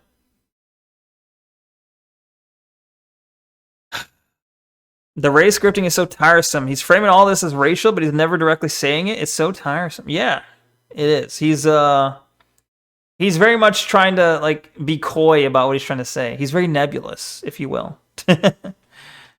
To align better with popular consensus when they come out. Most notably, his video... How to spoil a good idea versus... Okay, so... But he still says doesn't look great. What's the issue here? Doesn't look great. How to spoil a good idea. It sounds like it's the same fucking... like the same opinion. Does it not? It was reworded. On Prey. He was very critical of the trailer to Prey in a way that I think reflected the culture warrior grift. If Arnold fucking Schwarzenegger and his pumped-up buddies armed with state-of-the-art weaponry... Schwarzenegger, that's what he said, okay? He didn't say anything else. Then what kind of a chance has a 100-pound girl with a bow and arrow got against it? Well, according to the trailer, nah, it'll be fine. The point... No, yeah, that's good. That's a good... I also thought the exact same thing. I'm like, this is stupid. I don't want to watch a fucking Predator movie where you have a fucking Native American chick taking on the Predator. It makes zero fucking sense as a concept. I don't know. I assume the movie. I assume in the movie the Predator is super injured, therefore they stand some sort of chance, right? That's probably what they did. Now I want to see Prey. It seems cool, actually. It might be. Supposedly it's better than they thought, so, you know, maybe it's a decent film. I don't know. I haven't seen it. Of the Predator films is that every single warrior who fights the Predator has to be tested with their skill and cleverness as opposed to their weaponry and arsenal. Even Arnold stripped down his weapons to nothing before fighting the Predator. This implies you forgot the plot of the movie you're supposedly defending. But he changed the title when the movie came out. People really liked Prey. Now, is that a deception on his part? Who's to say? The video is still up. Just the title changed. But the way he presents his topics shows he is very mindful of how he markets his image to... Yeah, why is that bad? There's a reason he's the most successful, isn't there? There's a reason he's the most successful, isn't there? And you don't like it. He changed the that's the exact same video. He changed the title. Oh no, he changed the title because he thought this title probably works better for getting people to click on the video. Oh my god, what the hell? Oh my god. Someone doing a smart business decision for the channel, that's fucking insanity. He's clearly nebulous. He's clearly being nebulous.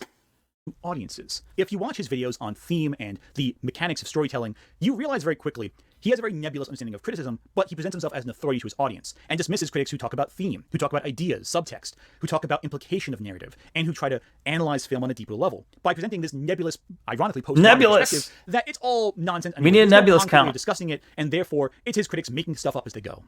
An interesting counter-argument considering he also pushes against the modern perspective of certain people and the questioning of societal norms in storytelling and society. In this case, the grifter pushes an idea, an agenda, a message to the audience that there is some enemy of their hobby. And it's only thanks to their critical analysis or their counterculture. Okay, there is an enemy to the hobby. It's the people trying to subvert it. It's the people trying to turn it into other shit. You're still going to pretend there isn't a change in film and comic books. He's just going to keep pretending there was no change. There's been no change in the primary targeted demographic and the demographic of the heroes in the comic books. It's been exactly the same since the 80s, right?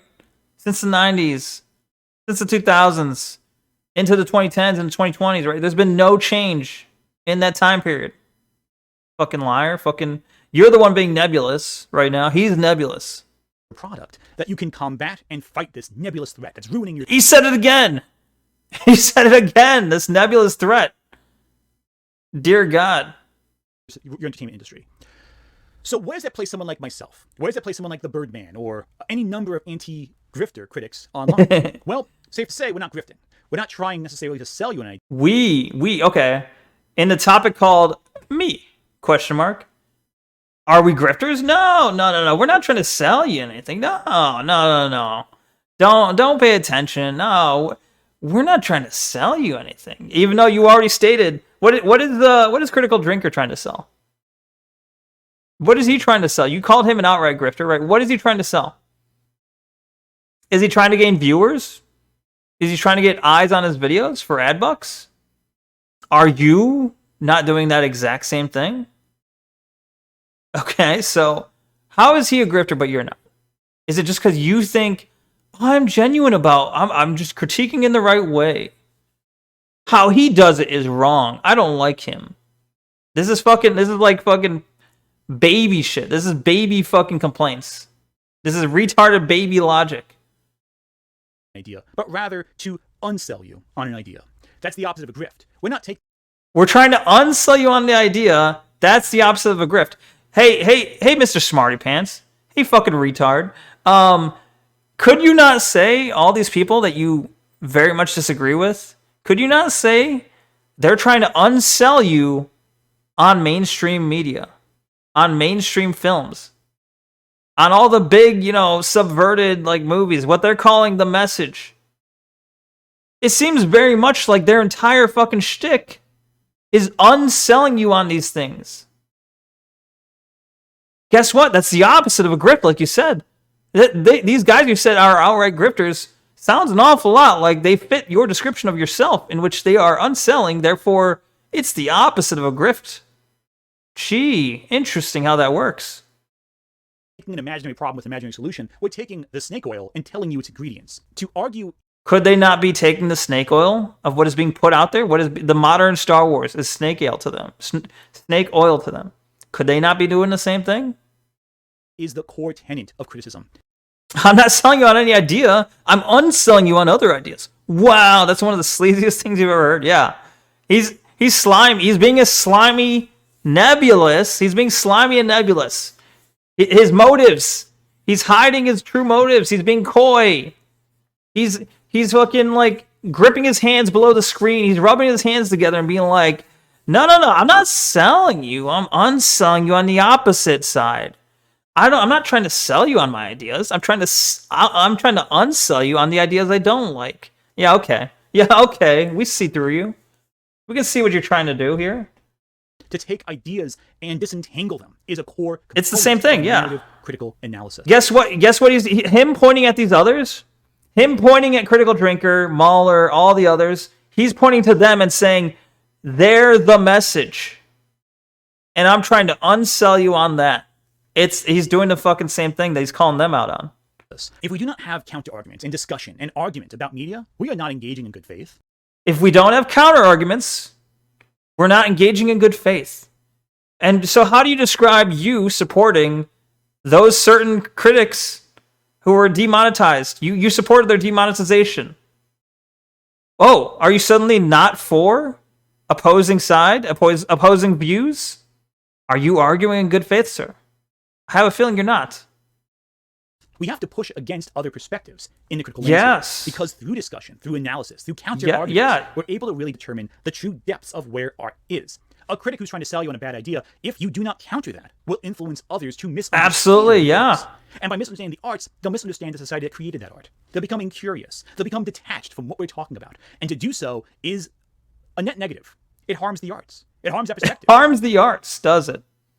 They're harming the arts by critiquing, by doing what you're doing, but on the opposing side. They're doing exactly what you're doing, but on the other side where you don't like it. And that harms the arts. Gee whiz. Is this guy soberly criticizing the Critical Drinker? He is, yes. He is, in fact. He's trying to build moral armor with word salad. Yeah, he is. He is very, very much trying to, like, he's trying to I feel like amidst this discussion, he has to realize how hypocritical he sounds. He has to realize while he's saying this, he's trying to build a narrative. He's like, oh shit, I'm describing exactly what we're doing. I'm describing exactly what I'm doing. And he's trying a word salad to try and make it make sense. So that we don't notice the same thing he's likely noticed. It harms what we want to see, and it spreads misinformation. After all, it was misinformation that led to the Hays Code. It was misinformation. The Hays Code was good. The Hays Code is good. Look where Hollywood went when it went away. It was misinformation that led to Silent Night, Deadly Night being banned almost, being taken off the theater's track almost immediately. It was misinformation that led to people believing D&D was a satanic, seductive force of the devil. That's kind of far out. Mazes and Monsters is a far out game. Hey, it's all imagination. Mazes and Monsters. Without is it a grift? You allow it to flourish. And if it does that, who's to say what happened next? You avoid. Oh my god. Oh, we get to see all the people support. By the way, not a grift. Anyway, here's all the people giving him money. Not a grift. I'm unselling you on ideas. Not a grift. But anyway, here's everyone giving me money to unsell them on opposing ideas. Avoid fainting. Keep repeating. It's only a movie. Only a movie. Right. Of course. As much as you can. Anyway, the jump scare again. Anyway, word of advice: keep the cartoon avatar. I don't want to see that face anymore. But you are such a fucking slimy hypocrite. It is ridiculous. And you're doing exactly what you're basically calling them out for doing what you're doing, but you're trying to be the arbiter, the gatekeeper for what is genuine critique and what is not genuine critique. And it seems to be what you consider not genuine critique is just things you disagree with. So I don't know how to close off other than, hey, fuck off. Fuck off. Fuck off with your nebulous shit.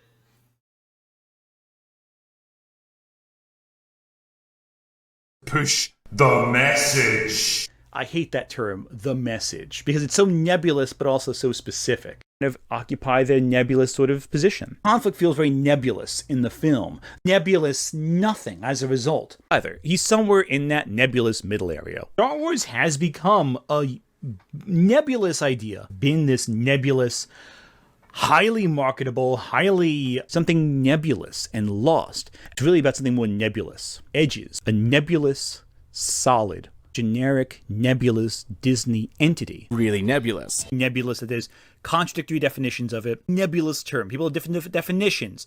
That nebulous spark that captivated me in their earlier days. Were very nebulous. They were very nondescript. Nebulous term. Panther. It's nebulous who wrote Black Panther more, but most people credit Jack Kirby with a lot of the creative It's nebulous how much Stan Lee downplayed Jack Kirby. He's kind of like a weird nebulous figure. Nebulous, unending hallway where nothing happens. Some nebulous connection to the creator of the Clow cards, Clow Reed, and they start causing trouble for Sakura. Complex and kind of nebulous, and they were kind of nebulous ending at, that like, it's nebulous is what I'm getting at. It's kind of nebulous and not super great. He's embarked, but it looks very nebulous, like very ill-formed. Our criteria was very nebulous to begin with. We can, whatever, it's our stream. We do what the fuck we want. Like, sort of a nebulous figure in the comics. They're all kind of nebulous to me. Like, nebulous little guy who can weave a web between all of them.